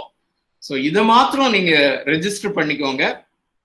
16வது 17வது வசனங்கள் இந்த சீர்திருத்தத்திற்கு ஊன்றுகோலாக இருந்த வசனங்கள், மிக மிக முக்கியமான வசனங்கள் என்பதை நாம் மனதிலே வைத்து கொண்டு நம்ம ப்ரொசீட் பண்ணலாம். நன்றாக கவனியுங்கள். இப்பொழுது ஒரு லிங்கை இங்கே நான் ஏற்படுத்த விரும்புகிறேன். அது 15வது வசனத்திலே முதலாவது லிங்க் இருக்கிறது. என்ன? அப்போஸ்தலனாகிய பவுல் சொல்லுகிறார், நான் என்னால் இயன்ற மட்டும் நான் உங்களுக்கு சுவிசேஷத்தை பிரசங்கிக்க விரும்புகிறேன் அப்படின்னு சொல்றார். அதை தொடர்ந்து ஏன் பிரசங்கிக்க விரும்புகிறார், ஏன் நான் என்னால் இயன்ற மட்டும் ரோமாபுரியிலே இந்த சுவிசேஷத்தை பிரசங்கிக்க விரும்புகிறேன் என்றால் அதற்கு காரணத்தை சொல்லுகிறார். அது தேவ பலனா இருக்கிறது. It's the power of God unto salvation. மனிதர்கள் ரட்சிக்கப்படும்படியாக இது தேவ பலனாக இருக்கிறது. அருமையானவர்களே, இந்த ஒரே ஒரு காரியத்தை மாத்திரம் நான் எம்பசைஸ் பண்ண விரும்புகிறேன். மீதி காரியங்களை நான் அதுல எடுக்கல. அந்த வசனத்துல, இந்த வசனத்திலே குறிப்பிட்டிருக்கிற இந்த ரட்சிப்பு என்பது, அதாவது 16வது வசனத்திலே இடையிலே விதமாய் வருகிறது, முன்பு யூதரிலும் பின்பு கிரேக்கரிலும் விசுவாசிக்கிறவனவனோ அவனுக்கு ரட்சிப்பு உண்டாவதற்கு அது தேவ பலனா இருக்கிறது என்று சொல்லும் போது, அந்த ரட்சிப்பு என்கிறது நாம் பொதுவாக பயன்படுத்துகிற அந்த முதலாவது ரட்சிப்பு அல்ல, அல்லது நாம் முதலாவது மறுபடியும் பிறக்கிற அல்லது மறுபடியும் பிறந்த அந்த அனுபவத்தை பொதுவாக நாம் ரட்சிப்பு என்று சொல்லுகிறோம். அந்த ரட்சிப்பை இங்கே குறிப்பிடவில்லை அப்போஸ்தலனாகிய பவுல். கடைசி ரட்சிப்பு, அந்த ரட்சிப்பிலே 3 காரியங்களை நாம் தெளிவாக பார்த்திருக்கிறோம். நாம் ரட்சிக்கப்பட்டோம், பாவத்தின் தண்டனையிலிருந்து நாம் ரட்சிக்கப்பட்டோம். இப்பொழுது பாவத்தினுடைய அந்த வல்லமையிலிருந்து நாம் ரட்சிக்கப்பட்டு கொண்டிருக்கிறோம். இதை குறித்தும் வேதம் தெளிவாக சொல்லுகிறது, புதிய ஏற்பாடு. அது மாத்திரமல்ல, கடைசியாக நாம் நியாய தீர்ப்பு நாளிலே நியாயாசனத்திற்கு முன்பதாக நாம் நிற்கும் போது நாம் கடைசியாக தேவனாகிய கர்த்தருடைய அந்த உக்கிர கோபாக்கினையிலிருந்து நாம் முற்றிலுமாக ரட்சிக்கப்படுவோம். So we will be saved from the presence of sin. அந்த பாவத்தினுடைய சமூகத்திலிருந்தே நாம் ரட்சிக்கப்படுவோம். சோ அந்த ரட்சிப்பை குறித்து சொல்லுகிறார். அதான் ஆச்சரியமான காரியம். சோ விசுவாசிக்கிற நமக்கு அந்த கடைசி ரட்சிப்பு வரையிலும் நம்மை நிறைவேற்றுகிற அந்த ரட்சிப்பு என்பதுதான் இந்த வசனத்தினுடைய மிக ஆச்சரியமும் அதிசயமுமான காரியம். சோ நான் உங்களுக்கு என்னால் இயன்ற மட்டும் சுவிசேஷத்தை பிரசங்கிக்க விரும்புகிறேன். ஏன் பிரசங்கிக்க விரும்புகிறேன் என்றால், நான் விசுவாசிக்கிறவனை ரட்சிக்கும்படியாக அது தேவபலனாக இருக்கிறது. அதுல அந்த 17வது வசனத்திலே நாம் கவனிக்க வேண்டிய இன்னொரு காரியம், விசுவாசத்தினால் உண்டாகும் தேவ நீதி விசுவாசத்திற்கென்று அந்த சுவிசேஷத்தினால் வெளிப்படுத்தப்படுகிறது. It is being revealed. அந்த வார்த்தையை நீங்கள் கவனத்திலே கொள்ளுங்கள். வெளிப்படுத்தப்படுகிறது. It is being revealed. இன்றும் வெளிப்படுத்தப்படுகிறது என்பது பிரசன்ட் டென்ஸ்ல இருக்குது, அல்லது சரியான மூல பாஷையிலே பிரசன்ட் கண்டினியூஸ் டென்ஸ்ல இருக்கிறது. Is being revealed. இப்போ அடுத்த லிங்க் என்னன்னா, ஏன் அது தேவ வல்லமையாக இருக்கிறது? விசுவாசிக்கிறவர்களை ரட்சிக்கும்படியாக ஏன் அது தேவ வல்லமையாக இருக்கிறது என்றால், அல்லது ஏன் சுவிசேஷம் அவசியம் என்றால் 18வது வசனத்திலே அதை குறித்து சொல்கிறார். சோ நாம் ரோமருக்கு எழுதின நிருபத்தை அல்லது புதிய ஏற்பாட்டில் பழைய ஏற்பாட்டில் வேதாகமத்தை எப்படி நாம் படித்தாலும் இந்த மாதிரி ஒரு வசனம் இன்னொரு வசனத்தோடு தொடர்புடையதான் இருக்கிறது என்பதை அறிந்து அதை தொடர்பு படுத்தி தான் நாம் படிக்க வேண்டும். அப்பொழுதுதான் நாம் சரியான அர்த்தத்தை நாம் புரிந்து கொள்ள முடியும். சோ ஏன் அது தேவ வல்லமையாக இருக்கிறது என்றால், இங்கே இன்னொரு வெளிப்பாட்டை குறித்து அப்போஸ்தலனாகிய பவுல் எழுதுகிறார். அந்த சுவிசேஷத்திலே தேவனுடைய நீதி வெளிப்படுத்தப்படுகிறது. தேவனுடைய நீதினா இதையும் நான் எக்ஸ்பிளைன் பண்ண வேண்டியதா இருக்குது, நிறைய பேர் புதிதாக இருக்கிறபடினாலே. அருமையானவர்களே, நாம் எப்பொழுது தேவ சமூகத்திலே வந்தாலும் பாவிகளிலும் பிரதான பாவியாக நாம் இருக்கிறோம். நாம் நம்முடைய நீதியெல்லாம் அழுக்கான கந்தையாக தேவனாகிய கர்த்தருடைய சமூகத்திலே நாம் ஏற்றுக்கொள்ளப்படக்கூடாதவர்களாக நாம் இருக்கிறோம் எப்போதுமே. இப்போ நான் உங்களோடு கூட சம்பாஷித்து கொண்டிருக்கிற இந்த வேளையிலும் நான் அகால பிறவி போல ஒரு பயங்கரமான பாவியாக தான் நான் இருக்கிறேன்.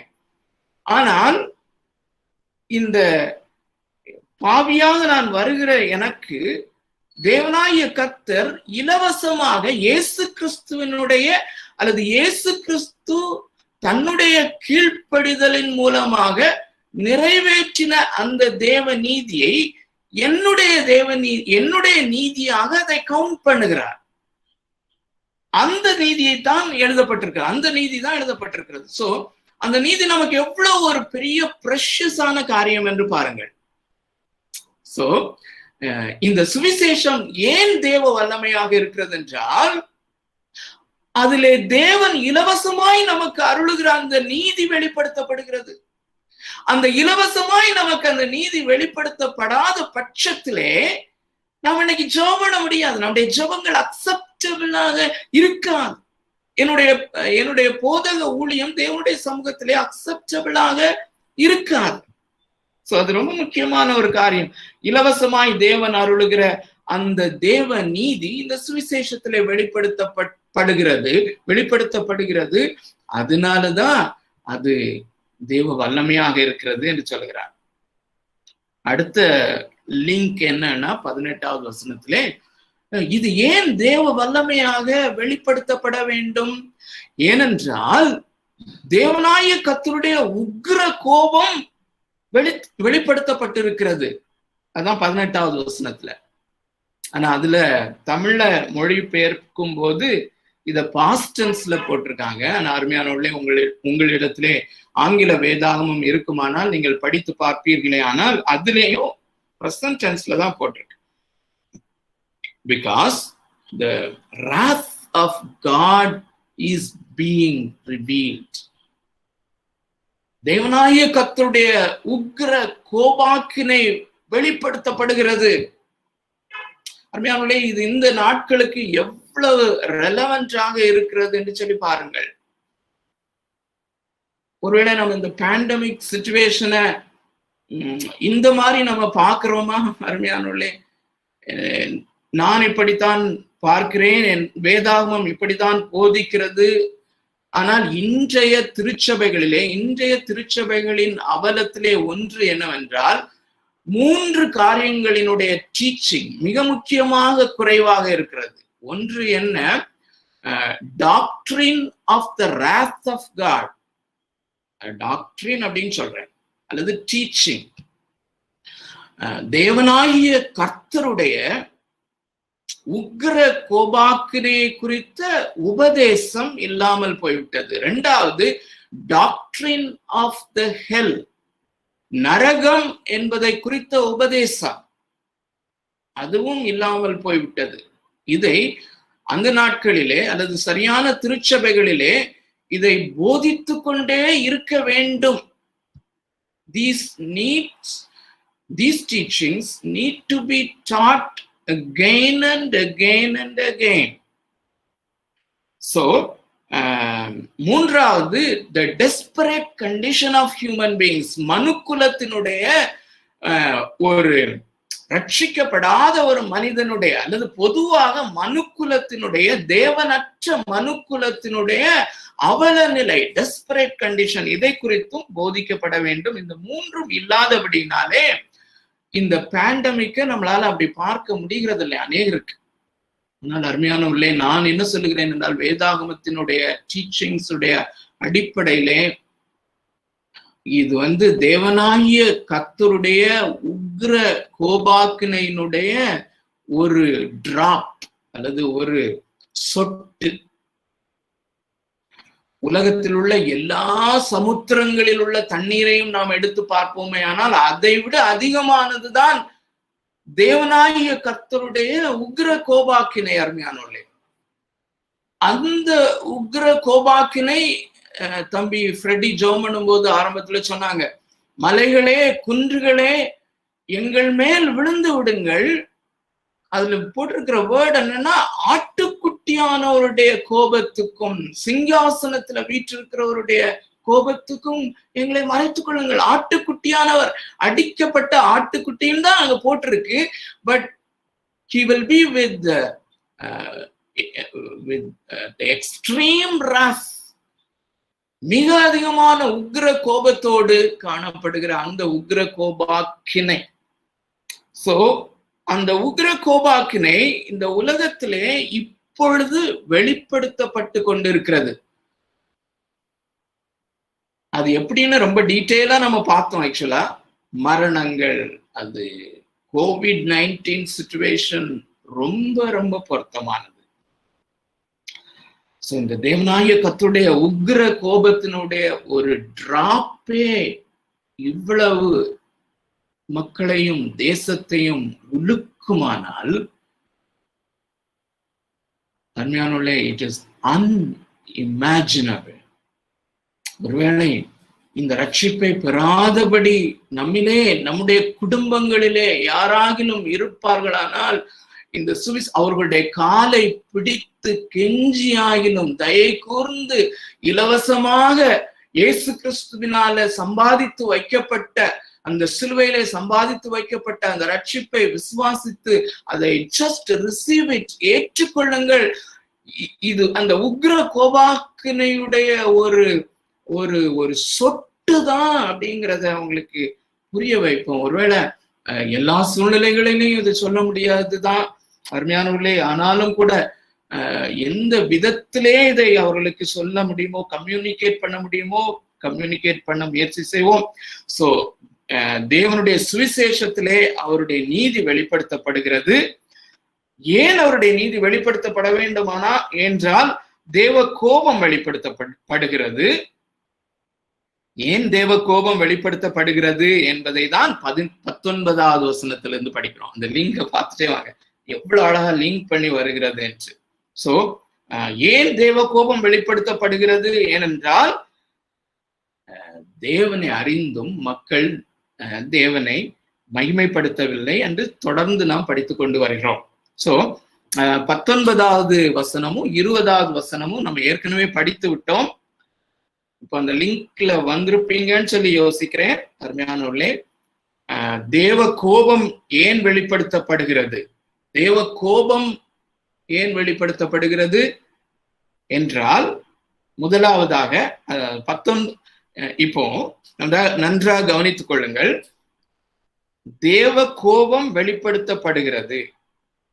அது ஏன் மனுஷர் மேல, தான் படைத்த மனுஷர்கள் மேலே உக்ர கோபமுடையவராக தேவனாகிய கர்த்தருடைய உக்ர கோபம் ஏன் வெளிப்படுத்தப்பட வேண்டும் என்பதற்கு தான் காரணம். 19வது வசனம் தொடங்கி 32 வரையிலும் ஒரு பேசேஜ், அதை ரெஜிஸ்டர் பண்ணிக்கோங்க மனதிலே.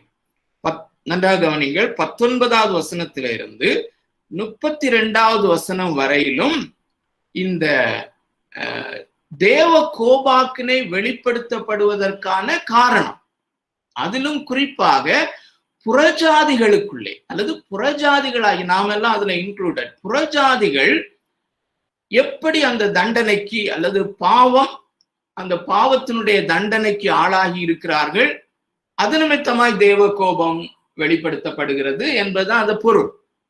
சோ அதுக்கு பிறகு இது ரொம்ப முக்கியம். 2வது அதிகாரம் 1வது வசனத்திலிருந்து முழு 2வது அதிகாரம், அதுக்கப்புறம் 3வது அதிகாரத்தினுடைய முதல் பகுதி, இவ்வளவுமே யூதர்களை குறித்து ஸ்பெசிபிக்கா.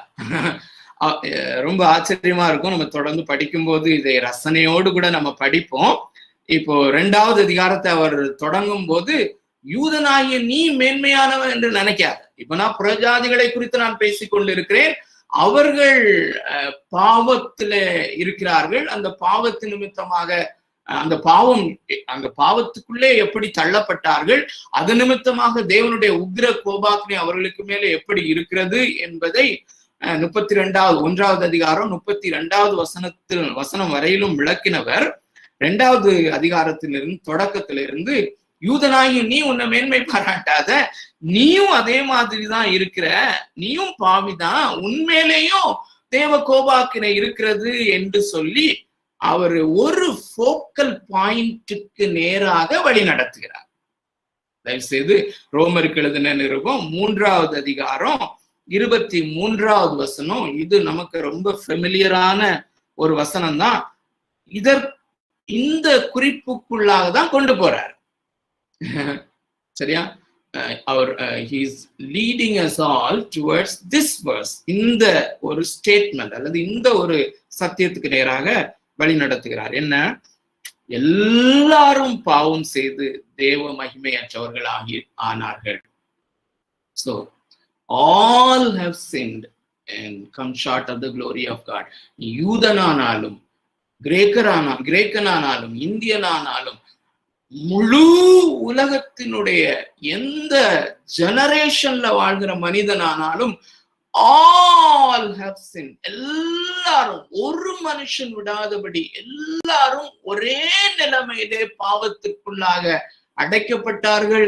தேவனாகிய கர்த்தருடைய மகிமையை இழந்தார்கள் என்றால் தேவனாகிய கர்த்தருடைய பிரசன்னத்தை இழந்தார்கள், தேவனாகிய கர்த்தருடைய சமூகத்தை இழந்தார்கள், தேவனாகிய கர்த்தரோடு கூட நெருங்க முடியாதபடி ஒரு அவல நிலைமையிலே இருக்கிறார்கள் என்று அந்த மனுக்குலத்தினுடைய ஒரு டெஸ்பரேட் கண்டிஷனை அவர் சொல்லி அதுக்கு பிறகு 23வது வசனத்துக்கு பிறகு அடுத்த காரியத்துக்கு வருகிறார். ஸோ இந்த காரியம் வரையிலும் நம்ம மைண்ட்ல ரெஜிஸ்டர் பண்ணி கொண்டிருக்க வேண்டியது மிக அவசியமான காரியம். ஸோ இப்போ நம்ம 19வது வசனத்திலையும் 20வது வசனத்திலையும் திரும்பியும் நல்லா கவனிங்க, கன்ஃபியூஸ் பண்ண வேண்டாம். தேவ கோபம் வானத்திலிருந்து ஏன் வெளிப்படுத்தப்படுகிறது என்பதற்கான காரணத்தை 19வது வசனத்திலிருந்து 32வது வசனம் வரையிலும் எழுதுகிறார். குறிப்பாக புறஜாதியார், அதையும் மைண்ட்ல வச்சுக்கோம். சோ தேவ கோபம் ஏன் வெளிப்படுத்தப்படுகிறது என்பதை ஒரு 4 படிகளாக அவர் சொல்லுகிறார். 4 இறங்குமுக படிகள், டிக்ளைனிங் ஸ்டேஜஸ் அப்படின்னு சொல்லுவார். ஸோ இறங்குமுக படிகளாக 4 படிகளை அவர் சொல்லுகிறார். அப்போஸ்தலனாகிய பவுல் எழுதுகிறார். ஸோ 19வது வசனத்திலேயும் 20வது வசனத்திலேயும் முதலாவது படி அல்லது முதலாவது ஸ்டேஜை பார்க்கிறோம். என்னது? இந்த 4 ஸ்டேஜையும் 6ல தொடங்குகிற வார்த்தையில நாம போட்டிருக்கிறோம். முதலாவதாக ரெவலேஷன், தேவன் தன்னை அறிகிற அறிவை வெளிப்படுத்தி இருக்கிறார் என்பதை பார்க்கிறோம். 19வது வசனம் தேவனை குறித்து, 19வது வசனத்தை பாருங்கள். அந்த இறங்குமுக படிகளிலே, இறங்குமுக படிகள் மனிதனுடைய அல்லது புறஜாதியாருடைய அந்த சீரழிவுக்கு நேராக முதலாவது படி என்னவென்றால் ரெவலேஷன் அல்லது வெளிப்பாடு. தேவன் தன்னை குறித்து வெளிப்படுத்தி இருக்கிறார் என்கிற காரியம். அந்த 19, 20 திரும்பியும் வாசிக்கிறேன். உங்களுடைய வேதாகமத்திலே தயை கூர்ந்து கருத்தூன்றி அதை பாருங்கள். தேவனை குறித்து அறியப்படுவது அவர்களுக்குள்ளே வெளிப்பட்டு இருக்கிறது. தேவனே அதை அவர்களுக்கு வெளிப்படுத்தி இருக்கிறார். எப்படி வெளிப்படுத்தி இருக்கிறார் என்றால், காணப்படாதவர்களாகிய அவருடைய நித்திய வல்லமை, தேவனுடைய நித்திய வல்லமை, தேவத்துவம் என்பவைகள் உண்டாக்கப்பட்டிருக்கிறவைகளினாலே உலகம் உண்டானது முதற்கொண்டு தெளிவாய் காணப்படும். ஆதலால் அவர்களுக்கு போக்கு செல்ல இடமில்லை.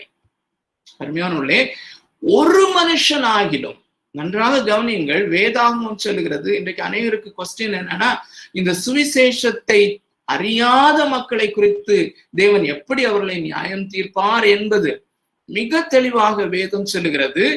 தேவனாகிய கர்த்தர் ஒரு மனுஷனாகிலும் எக்ஸ்கியூஸ் சொல்ல முடியாத அளவுக்கு, அல்லது எனக்கு தெரியாது என்று சொல்லக்கூடிய ஒரு இடம் இல்லாதபடி, அவன் எக்ஸ்கியூஸ் அல்லது அவன் சாக்கு போக்கு சொல்ல முடியாதபடி மிக தெளிவாக படைப்பிலே தேவன் தன்னை குறித்து வெளிப்படுத்தி இருக்கிறார், தன்னுடைய நித்திய வல்லமை. ரொம்ப இதுல நான் ரொம்ப ஆழமா போக விரும்பல. இதை நம்ம ரொம்ப ஆழமாக கற்றிருக்கிறோம்.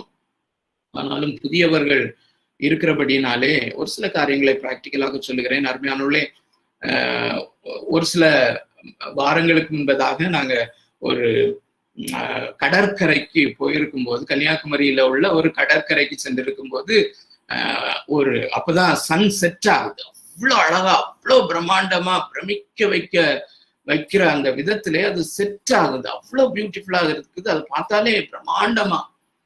அப்போ ஒரு சகோதரி, யாரோ ஒருத்தங்க இன்னொருத்தர்கிட்ட பேசுறாங்க, எப்படி இருக்கு பாத்தீங்களா, கண்கண்ட தெய்வம் அப்படின்னு சொல்லி. சோ இது அருமையானவர்களே, இது பொதுவாகவே எல்லா மனிதருக்கும் இதை அப்சர்வ் பண்ணும்போது ஒரு விந்தை உணர்வை கொடுக்கிறது, ஒரு வியப்பை கொடுக்கிறது. தேவன் என்ன சொல்லுகிறார் என்றால், அது அவருடைய தேவனாகிய கர்த்தருடைய இன்டென்ஷன் என்னன்னா, ஒன்றும் இல்லை, அதுக்கு அடுத்த ஸ்டெப்புக்கு போ. இப்படி உனக்கு விந்தை உணர்வை கொடுக்கக்கூடிய, ஆச்சரியம் ஊட்டக்கூடிய இந்த காரியம், இது உனக்கே அது பியாண்ட் மெஷர், அதனுடைய வல்லமை, அதனுடைய காரியங்கள்லாம் தெரியுது. அது ஒரு இன்அனிமேட் அல்லது அது ஒரு ஜீவனற்ற ஒரு காரியம். அது தானாக வந்துவிட முடியாது. அதை ஒருவர் படைத்திருக்கிறார், அவர் யார் என்கிற ஒரு கேள்வியை மாத்திரம் நீ கேட்டு பர்சியூ பண்ணேன்னா ஆண்டவர் உன்னை அந்த ரெவலேஷனுக்குள்ள, அடுத்து தன்னை குறித்த ரெவலேஷனுக்குள்ள கொண்டு போவார் என்பதுதான் தாற்பயம். சோ ஆனா அதோடு நிறுத்தி விடுகிறார்கள். அதற்கு காரணம் என்ன என்றும் நம்ம ஏற்கனவே பார்த்திருக்கிறோம். 18வது வசனத்துல, அல்லது 18வது வசனத்துல சத்தியம் அவங்களுக்கு தெரியும். சத்தியத்தை தேவனாகிய கர்த்தர் இந்த படைப்புகளிலே அவர் ஒரு போயமாக, அந்த வேர்டை நம்ம பார்த்தோம், அவர் மிகவும் ஆணித்தரமாக கல்லிலே வரைவது போல எழுதி கொடுத்திருக்கிறார். ஆனா இந்த சத்தியத்தை அநியாயத்தினாலே மனிதர்கள் அடக்கி வைக்கிறார்கள் என்றால், அதை சுருக்கமாக நான் சொல்றேன், அந்த வார்த்தைகளுக்குள்ள இப்ப போகல. மனிதனுடைய இருதயம், நன்றாக கவனியுங்கள், மனிதனுடைய இருதயம் பாவத்தை நேசிக்கிறது அல்லது பாவத்தின் மேலே அவன் இன்பம் கொள்ளும்படியாக ஒரு இன்க்ளினேஷன் அவனுடைய இருதயத்திலே எப்பொழுதும் இருந்து கொண்டே இருக்கிறது. அந்த பாவத்தினால் வருகிற இன்பத்தை அனுபவிக்க அவனுடைய இருதயம் ரொம்ப இன்க்ளைண்டாக இருக்கிறபடியினாலே அவன் வேண்டுமென்றே சத்தியத்தை அறிய விரும்பவில்லை. சத்தியத்தை அநியாயத்தினாலே அவன் அடக்கி போடுகிறான். அதுதான் காரணம் என்று சொல்கிறார். சோ பிரீஃபாக அதுதான். சோ ரெவலேஷன், வெளிப்பாடு 21வது வசனம் நம்ம இன்னைக்கு படிக்க வேண்டியதை நான் ரொம்ப படிக்க முடியாது, மீதியை நம்ம அடுத்த வாரத்துல நம்ம படிக்கலாம்.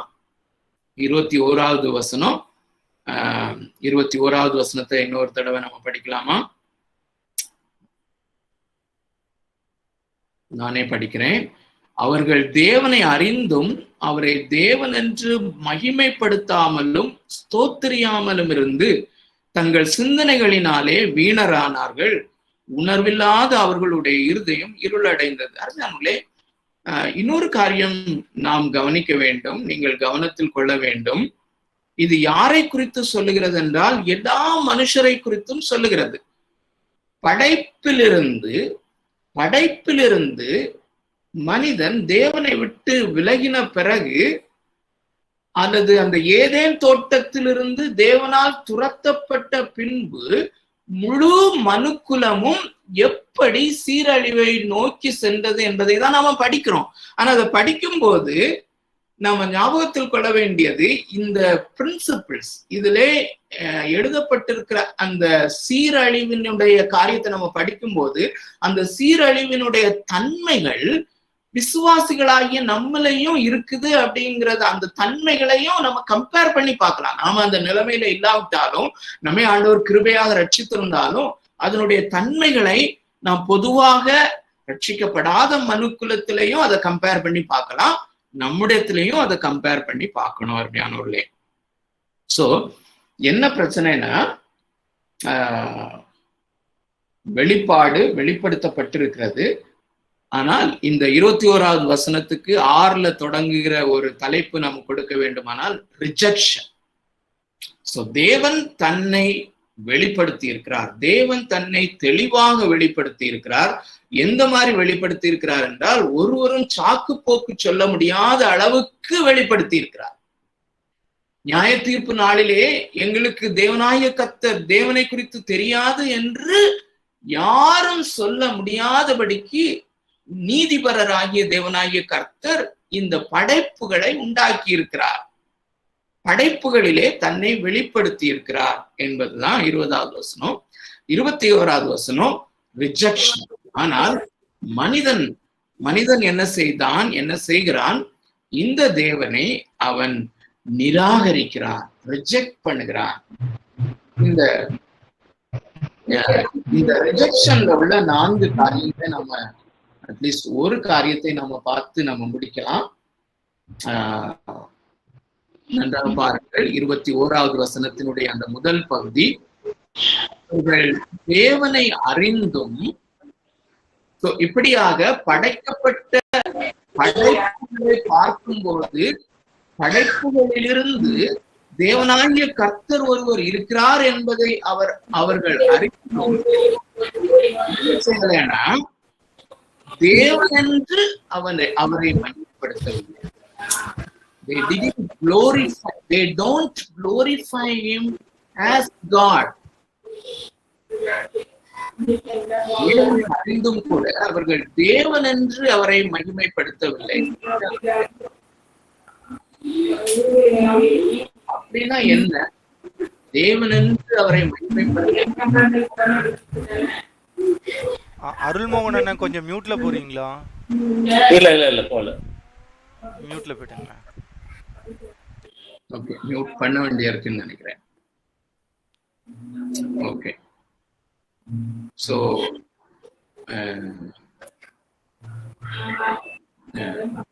தேவனை அவர்கள் அறிந்திருக்கிறார்கள், ஆனால் தேவன் என்று அவரை மகிமைப்படுத்தவில்லை. அருமையானவர்களே, மனிதனுடைய பொதுவான பிரச்சனை இதுதான். தேவனை தேவன் என்று அவரை மகிமைப்படுத்த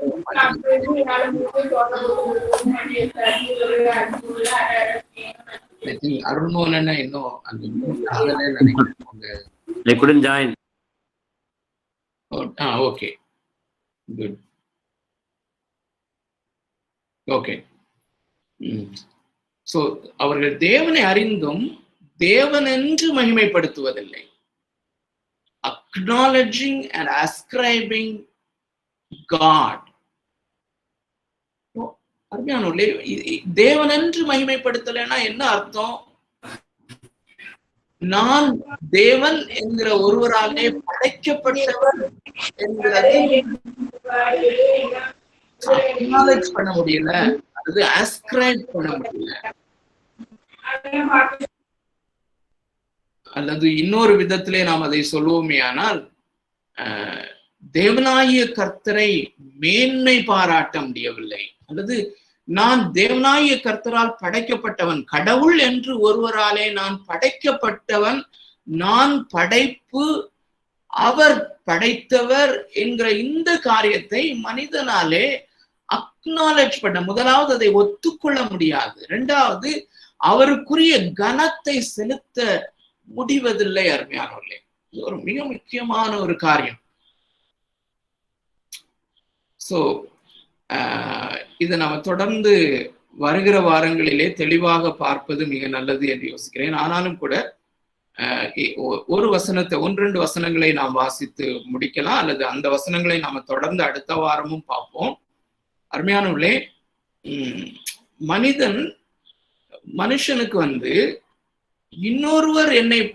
இன்னொருவர் உண்டாக்கினார், அல்லது என்னை விட மிக மேலான ஒருவர் என்னை உண்டாக்கினார், நான் அவருடைய கட்டுப்பாட்டுக்குள் இருக்கிறேன், அல்லது நான் அவருடைய ஆளுகைக்குள்ளாக இருக்கிறேன், நான் அவருடைய அந்த காட் ஹெட் அல்லது அவருடைய அந்த கர்த்தத்துவத்துக்கு உள்ளே நான் அடங்கி இருக்கிறேன், அல்லது என்னுடைய காரியங்களை தீர்மானிப்பது இன்னொருவர் என்கிற அந்த நிலைமைக்கு மனுஷனால் வர முடிவதில்லை. நானாகவே வந்தேன் என்று சொல்லிக் கொள்வதிலே மனுஷனுக்கு ஒரு மேன்மை. தகப்பனையும் தாயையும் கூட கொஞ்சம் அக்னாலேஜ் பண்ணுவாங்க. பொதுவான மனிதர்களை நீங்க பாத்தீங்கன்னா, அம்மாவுடைய வயிற்றுல உண்டானே அம்மா பெற்றாங்க, ஓகே, அவ்வளவுதான். ஆனால் என் எலும்புகள் உருவாவதை தேவன் கண்டார், தேவனாகிய கர்த்தருடைய கரம் அவைகளை உண்டாக்கினது, என்னை விட மிக மேலான உயர் தரத்திலே இருக்கிற ஒரு முழு மனுக்குலத்தையும் முழு யூனிவர்ஸையும் கட்டுப்பாட்டுக்குள்ளே வைத்திருக்கிற ஒரு கடவுள் ஒருவர் என்னை கட்டுப்பாட்டுக்குள்ளே வைத்திருக்கிறார், அவருடைய ஆளுகையிலே நான் இருக்கிறேன் என்பதை ஒத்துக்கொள்ள முடியாது. சோ அருமையானவர்களே, ஒரே ஒரு வசனத்தை நான் வாசித்து முடிக்கலாம். ரொம்ப இதுல நம்ம அடுத்த வாரத்துல நம்ம தொடர்ந்து டுவெல் பண்ணுவோம். எரேமியா தீர்க்க தரிசன புஸ்தகம் 9வது அதிகாரம்.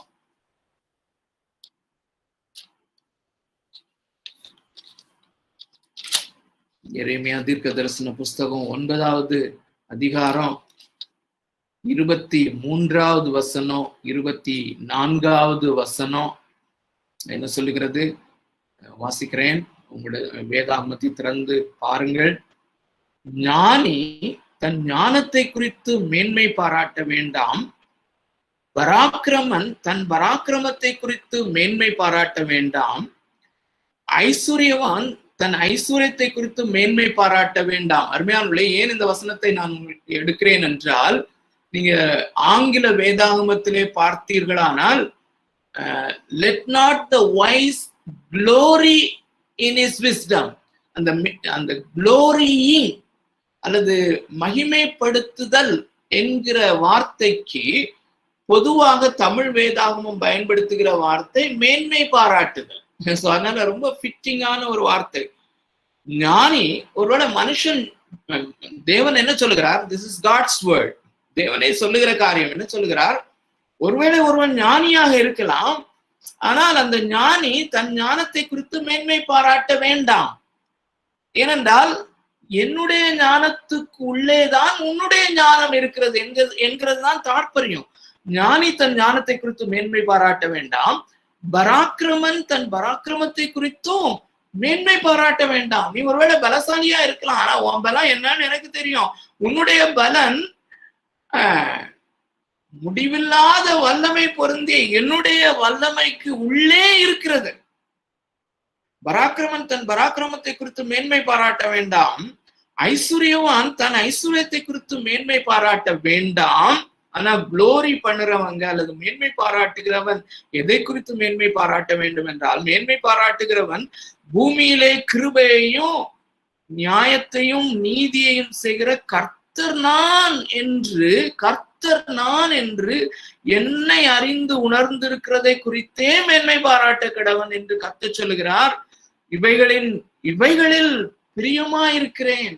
ஐ ஆம் பிளீஸ்ட். அருமையானவர்களே, மனிதர்களாகிய நாம் இந்த பிரின்சிபிளை நன்றாக புரிந்து கொள்வோம்.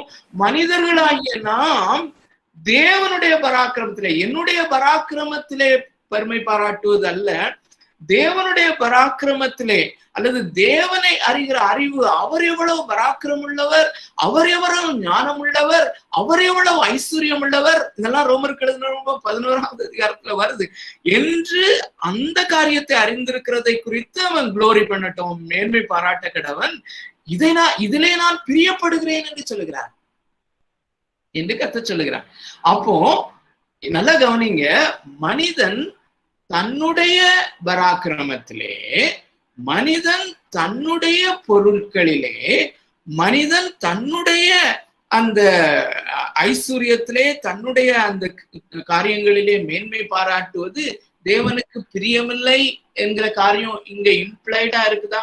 God never wants. இன்னொரு வசனம் உங்களுக்கு காண்பிக்க விரும்புகிறேன். அது சங்கீதம் 147வது அதிகாரம், 147வது சங்கீதம். இந்த ஒரு பிரின்சிபிளையும் ரொம்ப தெளிவாக நாம் கற்றுக்கொள்வோம். அடுத்த வாரம் நாம் தொடருவோம். 147வது சங்கீதம் 10-11 வசனங்களை நான் வாசிக்கிறேன். நன்றாக கவனியுங்கள். அவர் குதிரையின் பலத்தில் விருப்பமாயிரார், அவர் வீரனுடைய கால்களில் பிரியப்படார். அல்லது சுருக்கமாக சொன்னால், மனிதனுடைய பலத்திலே, அந்த மனிதனுடைய பலன் என்பது தேவனாகிய கர்த்தருடைய பலனை தான் அவன் யூஸ் பண்றான். ஆனா அவன் பெருமை பாராட்டுகிறதோ என்னுடைய பலன் என்று பெருமை பாராட்டுகிறான். என்னுடைய பலன் என்று அவன் பெருமை பாராட்டும் போது, அல்லது அதை அக்னாலேஜ் பண்ணும் போது, அதில் தேவன் பிரியப்படார் என்று எழுதியிருக்கிறார். It is not pleasing to God at all. ஆனா எதன் மேல் பிரியப்படுகிறாராம்? 11வது வசனம், தமக்கு பயந்து தமது கிருபைக்கு காத்திருக்கிறவர்கள் மேல் கர்த்தர் பிரியமா இருக்கிறார். ஆண்டவரே, என்னிலே பலன் இல்லை, என்னிலே ஐஸ்வர்யம் இல்லை, என்னிலே ஒன்றுமே இல்லை, ஆண்டவரே நீர்தான் எல்லாம் என்று தேவனில் பெருமை பாராட்டுகிறவர்கள், தேவனில் மகிழுகிறவர்கள், அல்லது தேவனில் மேன்மை பாராட்டுகிறவர்கள், அது தேவனுக்கு பிரியமானது. இன்னும் ஒரே ஒரு வசனத்தை, இதோடு தொடர்புடைய வசனத்தை நான் வாசித்து பிடிக்கலாம். 1 கொரிந்தியர் 1வது அதிகாரம், 1 கொரிந்தியர் 1வது அதிகாரம். அருமையானவர்களே, தேவனாகிய கர்த்தர் இந்த ரட்சிப்பை, இந்த ஒரு பிரின்சிபிளையும் தெளிவாக நம்முடைய மனதிலே ஆணி அடித்தவர்களாக, புரிந்தவர்களாக இந்த கூட்டத்தை நம்ம முடிக்கிறது நல்லதுன்னு சொல்லி யோசிக்கிறேன். அருமையானவர்களே, நாம் பெற்றிருக்கிற இந்த ரட்சிப்பை எதன் அடிப்படையிலே தேவனாகிய கர்த்தர் உண்டாக்கி இருக்கிறார்? 25வது வசனத்திலிருந்து நான் வாசிக்கிறேன். இந்தபடி 26ல இருந்து வாசிக்கிறேன். எப்படி எனில், சகோதரரே, நீங்கள் அழைக்கப்பட்ட அழைப்பை பாருங்கள், அல்லது நீங்கள் ரட்சிக்கப்பட்ட விதத்தை பாருங்கள். மாம்சத்தின்படி ஞானிகள் அநேகர் இல்லை. அதாவது ரட்சிக்கப்பட்ட விசுவாசிகளை பார்த்து அப்போஸ்தலனாகிய பவுல் சொல்லுகிறார், உங்களையே நீங்க பாருங்க, சபையில இருக்கிற நீங்கள் ஒருவர் பாருங்க, உங்களிலே ஞானிகள் அநேகர் இல்லை, வல்லவர்கள் அநேகர் இல்லை. பலன், ஞானம், பாருங்க இந்த வார்த்தைகள் தான் திரும்பி திரும்பி வரும். வல்லவர்கள் அநேகர் இல்லை, பிரபுக்கள் அநேகர் இல்லை, அல்லது ரிச் பீப்புள் நிறைய பேர் இல்லை. ஞானிகளை வெட்கப்படுத்தும்படி தேவன் உலகத்தில் பைத்தியமானவைகளை தெரிந்து கொண்டார். பலமுள்ளவைகளை வெட்கப்படுத்தும்படி தேவன் உலகத்தில் பலவீனமானவைகளை தெரிந்து கொண்டார். உள்ளவைகளை அவமாக்கும்படி உலகத்தில் இழிவானவைகளையும் அற்பமாய் எண்ணப்பட்டவைகளையும் இல்லாதவைகளையும் தேவன் தெரிந்து கொண்டார். 29வது வசனம் நன்றாக கவனிங்கள், ரொம்ப முக்கியமானது. மாம்சமான எவனும் தேவனுக்கு முன்பாக பெருமை பாராட்டாத படிக்கு அப்படி செய்தார். எப்படி செய்தார்? உங்கள் பிரியமானவர்களே, நீங்கள் அழைக்கப்பட்ட அழைப்பை பாருங்கள் என்று ஆரம்பிக்கிறார்ல, நீங்கள் ரட்சிக்கப்பட்ட விதத்தை பாருங்கள். மாம்சமான எவனும் தேவனுக்கு முன்பாக மேன்மை பாராட்டாதபடி தன்னுடைய ஞானத்திலே, தன்னுடைய பலத்திலே, தன்னுடைய காரியங்களிலே மேன்மை பாராட்டாத விதத்திலே மேன்மை பாராட்டாதபடிக்கு தேவன் அப்படி செய்தார். 30வது வசனம், அந்தபடி நீங்கள் அவராலே அவராலே, நல்ல கவனிங்க, நாம் ரட்சிக்கப்பட்ட போது நடந்த அநேக காரியங்களிலே ஒன்று, நாம் தேவனாகிய கர்த்தராலே இயேசு கிறிஸ்துவுக்கு உள்ளே வைக்கப்பட்டோம். இது ரியாலிட்டி, இதுதான் ரியாலிட்டி. ஆனா இது நமக்கு கண்ணுக்கு தெரியாம நடந்த ஒரு காரியம். மாம்சத்தின் கண்களால நம்ம இதை பார்க்க முடியாது. ஆனா ரியாலிட்டி என்னன்னா, நாம ரட்சிக்கப்பட்ட போது, அல்லது தேவன் நம்மை அழைத்த போது, அந்த அண்ட சராசரங்களையும் படைத்த அந்த தேவன் தாமே தமது கையாலே நம்மை எடுத்து கிறிஸ்துவுக்குள்ளால ஆக்கினார். Isn't it amazing? அருமையானவர்களே, நீங்கள் அவராலே, தேவனாலே கிறிஸ்து இயேசுவுக்கு உட்பட்டு இருக்கிறீர்கள். ஏனென்றால் ஏன் தேவனே எடுத்து உங்களை கிறிஸ்துவுக்குள்ளே வைத்தார் என்றால், எழுதியிருக்கிறபடி, எரேமியா 9வது அதிகாரம் 23, 24 எழுதியிருக்கிறபடி, மேன்மை பாராட்டுகிறவன் கர்த்தரை குறித்தே மேன்மை பாராட்டத்தக்கதாக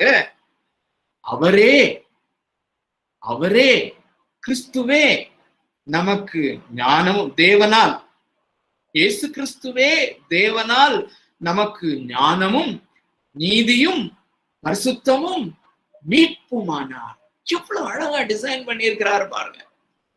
எனக்கென்று நீதி கிடையாது, இயேசு கிறிஸ்துவனுடைய நீதி என்னுடைய நீதியாக மாறிவிடுகிறது, அல்லது என்னுடைய நீதி, அல்லது கிறிஸ்துவே என்னுடைய நீதியாக மாறிவிடுகிறார். எனக்கு ஞானமே கிடையாது, கிறிஸ்துவே தேவன் மூலமாக எனக்கு ஞானமாகிறார்.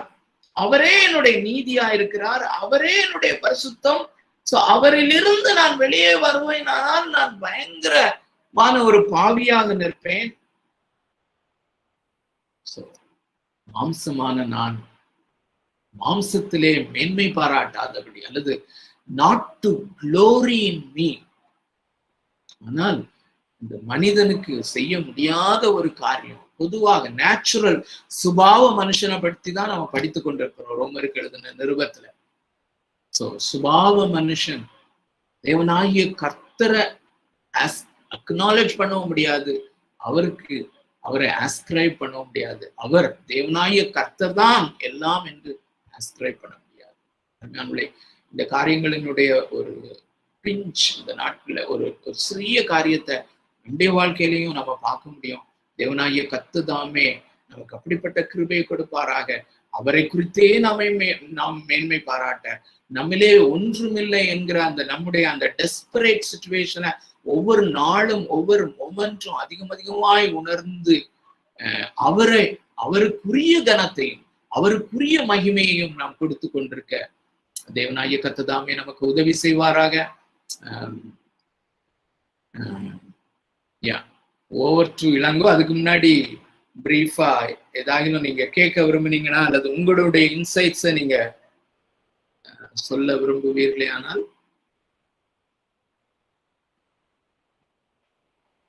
உங்களுக்கு நேரம் கொடுக்கப்படுகிறது.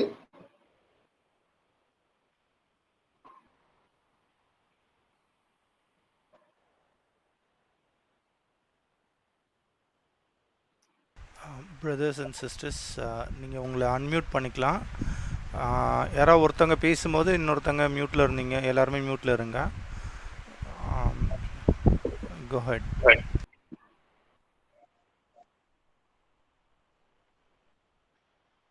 Uncle thank you uncle. நிறைய ஐ ஓப்பனிங்கா இருந்துச்சுங்க. ஸோ என்னுடைய ஒரு கொஸ்டின் அங்கிள், நீங்க வந்து அதுல பவர் ஆஃப் சின், அதுக்கப்புறம் பிரசன்ஸ் ஆஃப் சின் அப்படின்னு சொன்னீங்க அங்கிள். அது எனக்கு கொஞ்சம் புரியல அங்கிள், ஏன்னா ஃபர்ஸ்ட் டைம் கேட்கிறேன். எனக்கு அது அந்த சால்வேஷனை பத்தி நீங்க சொன்னீங்க இல்லைங்களா, அது கொஞ்சம் எலாபரேட் பண்ணி சொல்ல முடியுங்களா? ஓகே, ரொம்ப எலாபரேட்டா பார்த்துருக்கோம். புதிதாக வந்தவர்களுக்கு ஒருவேளை பிரீஃபா சொல்றேன்னா, நாம பொதுவாக ரட்சிப்பு என்று சொல்லுகிற காரியம், தேவனாகிய கர்த்தர் முதல் முறையாக நம்மை பாவியாக நான் வந்தபோது, அல்லது இயேசு கிறிஸ்து எனக்காக என்னுடைய பாவங்களுக்கான தண்டனையை சிலுவையிலே சுமந்தார் என்பதை நான் விசுவாசித்து அவரிடத்திலே வரும்போது, நாம் பாவியாக வரும்போது இவன் பாவி அல்ல நீதிமான் என்று தேவன் பிரகடனப்படுத்துகிற அந்த ஒரு காரியத்தை ஜஸ்டிபிகேஷன் என்று ஆங்கிலத்திலே சொல்கிறோம்.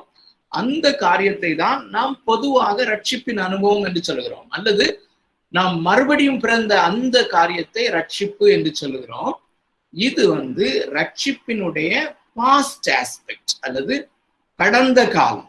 ஏதோ ஒரு காலத்திலே, இன்றிலிருந்து ஒரு 5 ஆண்டுகளுக்கு முன்பதாக, அல்லது 2 ஆண்டுகளுக்கு முன்பதாக, அல்லது 10 ஆண்டுகளுக்கு முன்பதாக நான் விசுவாசித்து இந்த நிலைமையிலே தேவனை இயேசு கிறிஸ்துவிடத்துல வந்த போது எனக்கு கிடைத்தது ரட்சிப்பு. அதாவது அந்த ரட்சிப்பை நான் பெற்றுக்கொண்ட போது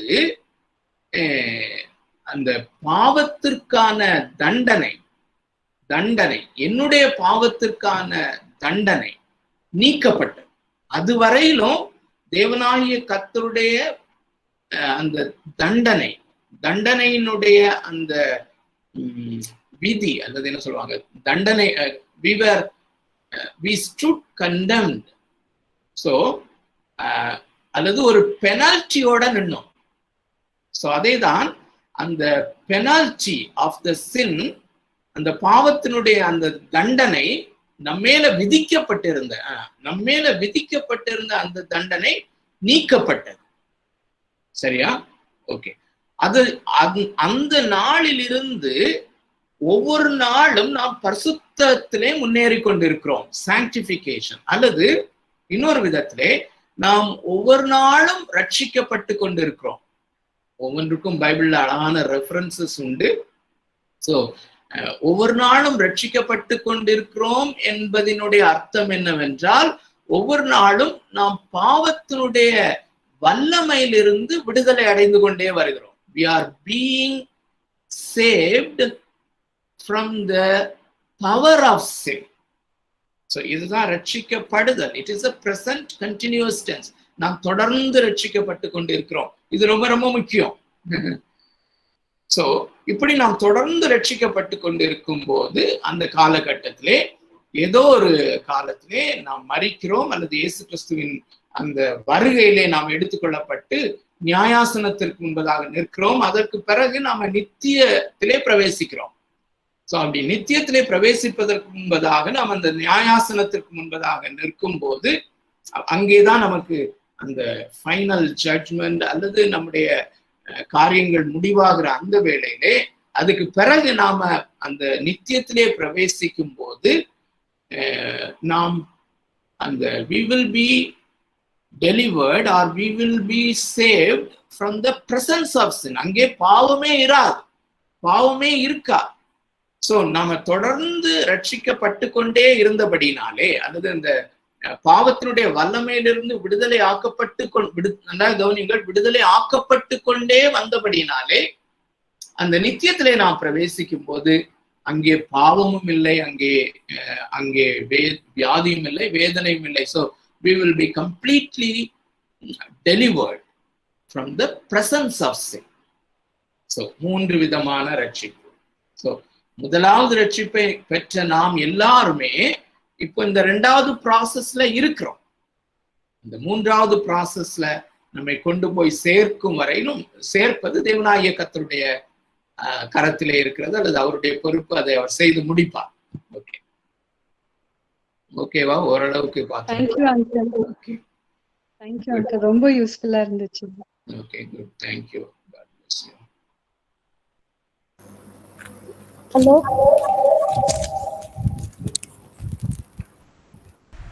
முத்து, 2 எக்யூப்மெண்ட்ல இருந்தானா ஒரு எக்யூப்மெண்ட்டை மியூட் பண்ணிக்கோ, சவுண்டை கம்மி பண்ணிவிடு ஃபுல்லாக. Jemima, you can go ahead. ஐயா சொல்லுங்க. இது தேவனுடைய மேன்மை பாராட்டல சொன்னீங்கல்ல, நம்ம வந்து தேவனுடைய ஞானத்தையும் தேவனுடைய நீதியும் எல்லாத்தையும் தேவனுடைய இதை நம்ம பெற்றுக்கொள்கிறோம் அப்படின்னு சொன்னீங்கல்ல. இப்ப நான் தேவனை ஏற்றுக்கொண்ட இது எனக்கு கிடைக்குது. இப்ப ஏற்றுக்கொள்ளாத புறஜாதி இருக்காங்கல்ல, அவங்களும் ஞானமும் நீதியாவும் எல்லாம் இருக்காங்கல்ல, அது தேவனுடைய நீதி ஞானமா இல்ல பிசாசுடைய நீதி ஞானமா அவங்கள்ட்ட விளங்குமா?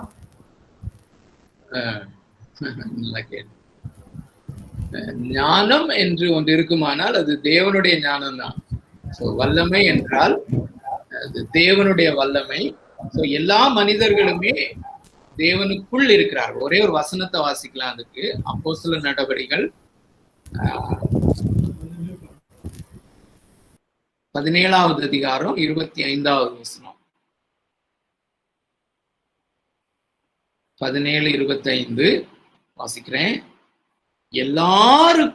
எல்லாருக்கும்னா அவன் விசுவாசியோ அவிசுவாசியோ எல்லாருக்கும் ஜீவனையும் சுவாசத்தையும் சகலத்தையும் கொடுக்கிற அவர் தமக்கு யாதொன்று தேவையானது போல மனுஷ கைகளால் பணிவிடை கொள்வதில்லை. இந்த ஃபர்ஸ்ட் ஃப்ரேஸ் ரொம்ப கிளியரா இருக்கா இல்லையா? எல்லாருக்கும் ஜீவனையும் சுவாசத்தையும் சகலத்தையும் கொடுக்கிற அவர். ஆனா மனிதனுடைய பிரச்சனை என்னன்னா, அவன் அக்னாலேஜ் பண்ண மாட்டான். இட் இஸ் ஃப்ரம் காட் அப்படின்னு சொல்லி அவனால சொல்ல முடியாது. ஏன்னா அடுத்த இன்னொரு வசனமும் அதுல நமக்கு இன்னும் விளக்கத்தை கொடுக்கும். 28வது வசனம், ஏனெனில் அவருக்குள், அருமையானவர்களே, தேவன் ஆவியா இருக்கிறார். God is spirit. அதனால எவ்வளோ நட்சத்திரங்கள், billions and billions of stars, நம்முடைய ஸ்பேஸ ஒரு மனுஷனாலும் எந்த சயின்டிஸ்ட்னாலையும் அளவிட முடியாது. இந்த அண்ட சராசரங்களுக்கு அப்பாற்பட்டவராக, அல்லது இந்த அண்ட சராசரங்களையும் உட்படுத்தினவராக தேவன் ஆவியா இருக்கிறார். He is so huge. அதுதான் இந்த வசனத்துல பாக்குறோம். என்னன்னா, ஏனெனில் அவருக்குள் நாம் பிழைக்கிறோம்னா live, we live, every man, ஒவ்வொரு மனுஷனும் அவருக்குள் பிழைக்கிறோம், அதாவது வாழ்கிறோம், அசைகிறோம், இருக்கிறோம். நான் என் கரத்தை அசைக்கிறேன் என்றால் அவருடைய பலத்தினாலே அசைக்கிறேன். எந்த மனுஷனும் சரி, எந்த மனுஷனும் அவன் ஒரு பெண்ணை கீழே விழுந்துட்டுனா அதை கீழே குனிஞ்சு எடுக்கிறான்னா, it is because of the power of God. தேவனாகிய கர்த்தர் அவன் குனிஞ்சு எடுக்கிறதுக்கு முன்னால அவனுக்கு ஒரு ஹார்ட் அட்டாக் வர முடியும், கர்த்தரால செய்ய முடியும். அது அதனுடைய அர்த்தம். எல்லாமே அவரால் தான். ஓரளவுக்கு பதில் சொல்லணும்னு தெரியல.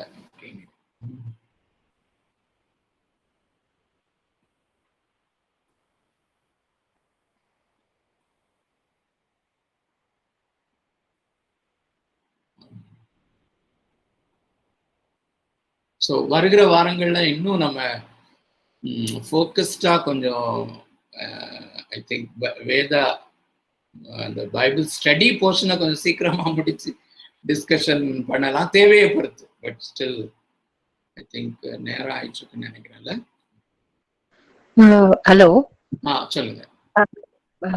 அங்கிள், இப்ப எனக்கு ஒரு டவுட். இப்ப நம்ம ஃபேமிலி மெம்பர்ஸ்ல ரட்சிக்கப்படாத இருக்காங்க இல்லையா? நீங்க அந்த சன்செட் குறிச்சு சொன்னீங்க, அவங்க கிட்ட கெஞ்சி பாருங்க அப்படின்னு சொல்றீங்க. இப்ப அந்த சன்செட்டையே அவங்களோட அந்த அந்த ஐடியலால தான் உருவாச்சுன்னு அவங்க பிலீவ் பண்றாங்க. நம்ம சொன்னாலும் அவங்க அதை ஏத்துக்க மாட்றாங்க. நம்ம அவங்களுக்காக ப்ரே பண்ணிட்டு தான் இருக்கோம். பட் ஆனா அவங்களுக்கு எப்படி புரிய வைக்கிறதுனே தெரியல. என்ன சொன்னாலும் அதுக்கு அவங்க ஒரு கவுண்டர் கொடுக்குறாங்க. ஏன்னா அவங்க பேரண்ட்ஸ் அந்த அளவுக்கு ஸ்ட்ராங்கா வளர்த்திருக்காங்க. ஐ மீன் என்னோட பேரண்ட்ஸ. சோ அந்த பாரம்பரிய அந்த இது இருக்கும் பாத்தீங்களா, அது அப்படியே ஊறி போயிருக்காங்க. பிளைண்டா நம்புறாங்க அவங்க. காடுங்கிறது இதுதான் காடு, இவருதான் எல்லாத்தையும் கிரியேட் பண்ணாரு, நீ சொல்றதெல்லாம் நீ இப்போ மாறினதுனால இப்போ நீ இப்படி எல்லாம் பேசிட்டு இருக்க, நீ எப்படி வளர்க்க, என்னோட டாட்டர் தானே நீ இப்ப பாதியில இப்படி சுவிட்ச் ஓவர் ஆனதுனால நீ உனக்கு தோன்றத அப்படி சொல்ற. என்னோட அம்மா அப்பா இப்படிதான் எனக்கு கத்து கொடுத்தாங்க, நான் சாகுற வரைக்கும் இப்படிதான் நான் இருப்பேன், இதுதான் ஐடியல் தான், இந்த உலகத்துல இருக்கிற இந்த நேச்சுரல்ஸ் எல்லாத்தையும் கிரியேட் பண்ணது இந்த ஐடியல் தான் அப்படின்னு அவங்க சொல்லும் போது அவங்களுக்கு எப்படி நம்ம புரிய வைக்கிறது? நல்ல கேள்விதாமா. ஆனா என்னன்னா, அந்த புரிய வைக்க நம்மளால முடியாது. அது நம்முடைய ப்ரீராகேட்டிவ் இல்லை, அதாவது அது நம்மை சார்ந்த காரியம் அல்ல. ஸோ நான் சொன்ன அந்த எக்ஸ்ட்ரீம் காலை பிடிச்சு கூட இதுதான் ட்ரூத்ன்னு சொல்ல அந்த எக்ஸ்டென்ட்டுக்கு தான் நம்ம போக முடியுமே தவிர அதுக்கு மேல அடுத்த ஸ்டெப் போக முடியாது. அந்த சொல்லுகிறத மாத்திரம்தான் நம்ம தெளிவாக பரிசுத்தாவியானவருடைய ஒத்தாசையோடு பலத்தோடு சொல்லணுமா. ஆனா மனிதர்களை ரட்சிக்கிறது தேவனாகிய கர்த்தர் தான், சரியா? அந்த அதனால அந்த சத்தியத்தின் அடிப்படையில நம்மள அவங்கள புரிய வைக்கவும் முடியாது, அவங்கள கன்வெர்ட் பண்ணவும். ஏன்னா எதுவுமே கம்பல்ஷனால எதையும் கொண்டு வர மாதிரி இருதயத்தோட மாற்றம் ரொம்ப முக்கியம் இல்லையா இதுல. சோ அதனால நம்மளால ரொம்ப கெஞ்சினாலும் அவங்கள புஷ் பண்ண முடியாது. அப்படியே புஷ் பண்ணாலும் அது இருதயத்தோட தொடர்பு இல்லாத இருக்காது, ஒரு பிசிக்கல் ஆக்டிவிட்டிஸ் மாறி போயிடும் தேவனோட அந்த இதுவே. அதனால சோ இது ரொம்ப கஷ்டமான ஒரு, அதாவது காட் தான் இதுல ஏதாவது பிரேயர். அந்த காரியத்தை கர்த்தர் ஒருத்தர் தான் செய்ய முடியும்.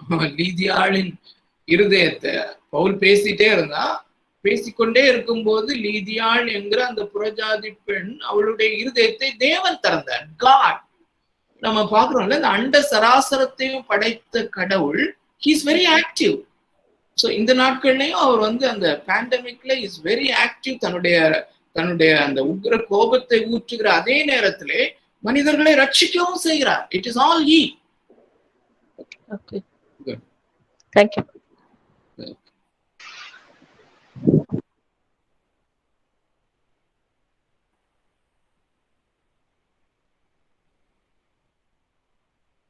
ஓகே தம்பி Ilango. Okay, uncle. Thanks, uncle. With that, Sundar Singh and I'm from Middle East. Can you pray and close?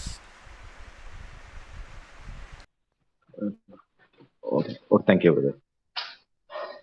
எங்கள் அன்புள்ள ஆண்டவரே ஸ்தோத்திரம் அப்பா. இந்த மாலை வேலைக்காக கர்த்தாவே, இந்த கிருபைக்காக நன்றி ஆண்டவரே. ஒரு கூட்ட மக்களாக ஆண்டவரே நாங்கள் உமது உமது மகிமை குறித்து, உமது ஆண்டவரே உமது கிரியைகளை குறித்து ஆண்டவரே, உமது ரட்சிப்பை குறித்தும் அப்பா, விசுவாசத்தை குறித்தும் ஆண்டவரே எங்களுக்கு மேலோட்டமாக தெரிந்ததை ஆண்டவரே, ஆழமான சத்தியங்களை விளங்க செய்து கொண்டிருக்கிற எங்களுக்கு இந்த காரிய இந்த பைபிள் ஸ்டடிக்காக ஸ்தோத்திரம் அப்பா. இன்னும் ஆழமான சத்தியங்களை கர்த்தாவே, ஆழமான வேத வார்த்தைகளின் அர்த்தத்தை எங்களுக்கு ஆண்டவரே பரிசுத்தாவி மூலமாக எங்களுக்கு ஆண்டவரே விளங்க செய்து கொண்டிருக்கிற தேவனுக்கு கொடான கோடி நன்றிகள் ஆண்டவரே அப்பா. இந்த பாக்கியத்துக்காக, இந்த வேலைக்காக அப்பா, உமது கிருபைக்காக கொடான கோடி நன்றிகள்.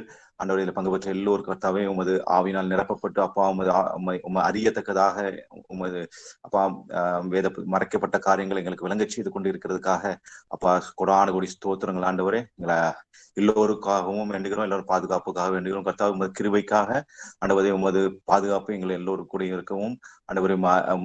ஆண்டவரே உமது மிஷன் நிறைவேறவும் கர்த்தாவே எங்கள் வாழ்க்கையிலையும் ஆண்டவரே இந்த உலகத்திலையும் இயேசுவின் நாமத்தில் வேண்டுகிறோம் நல்ல பிதாவே. ஆமென். ஆமென். என் ஆத்துமாவே கர்த்தரை ஸ்தோத்திரி, என் முழுவதுமே அவர் பரிசுத்த நாமத்தை ஸ்தோத்திரி. என் ஆத்துமாவே கர்த்தரை ஸ்தோத்திரி, கர்த்தர் செய்த சகல உபகாரங்களையும் மறவாதே. ஆமென். தேங்க்ஸ். அண்ட்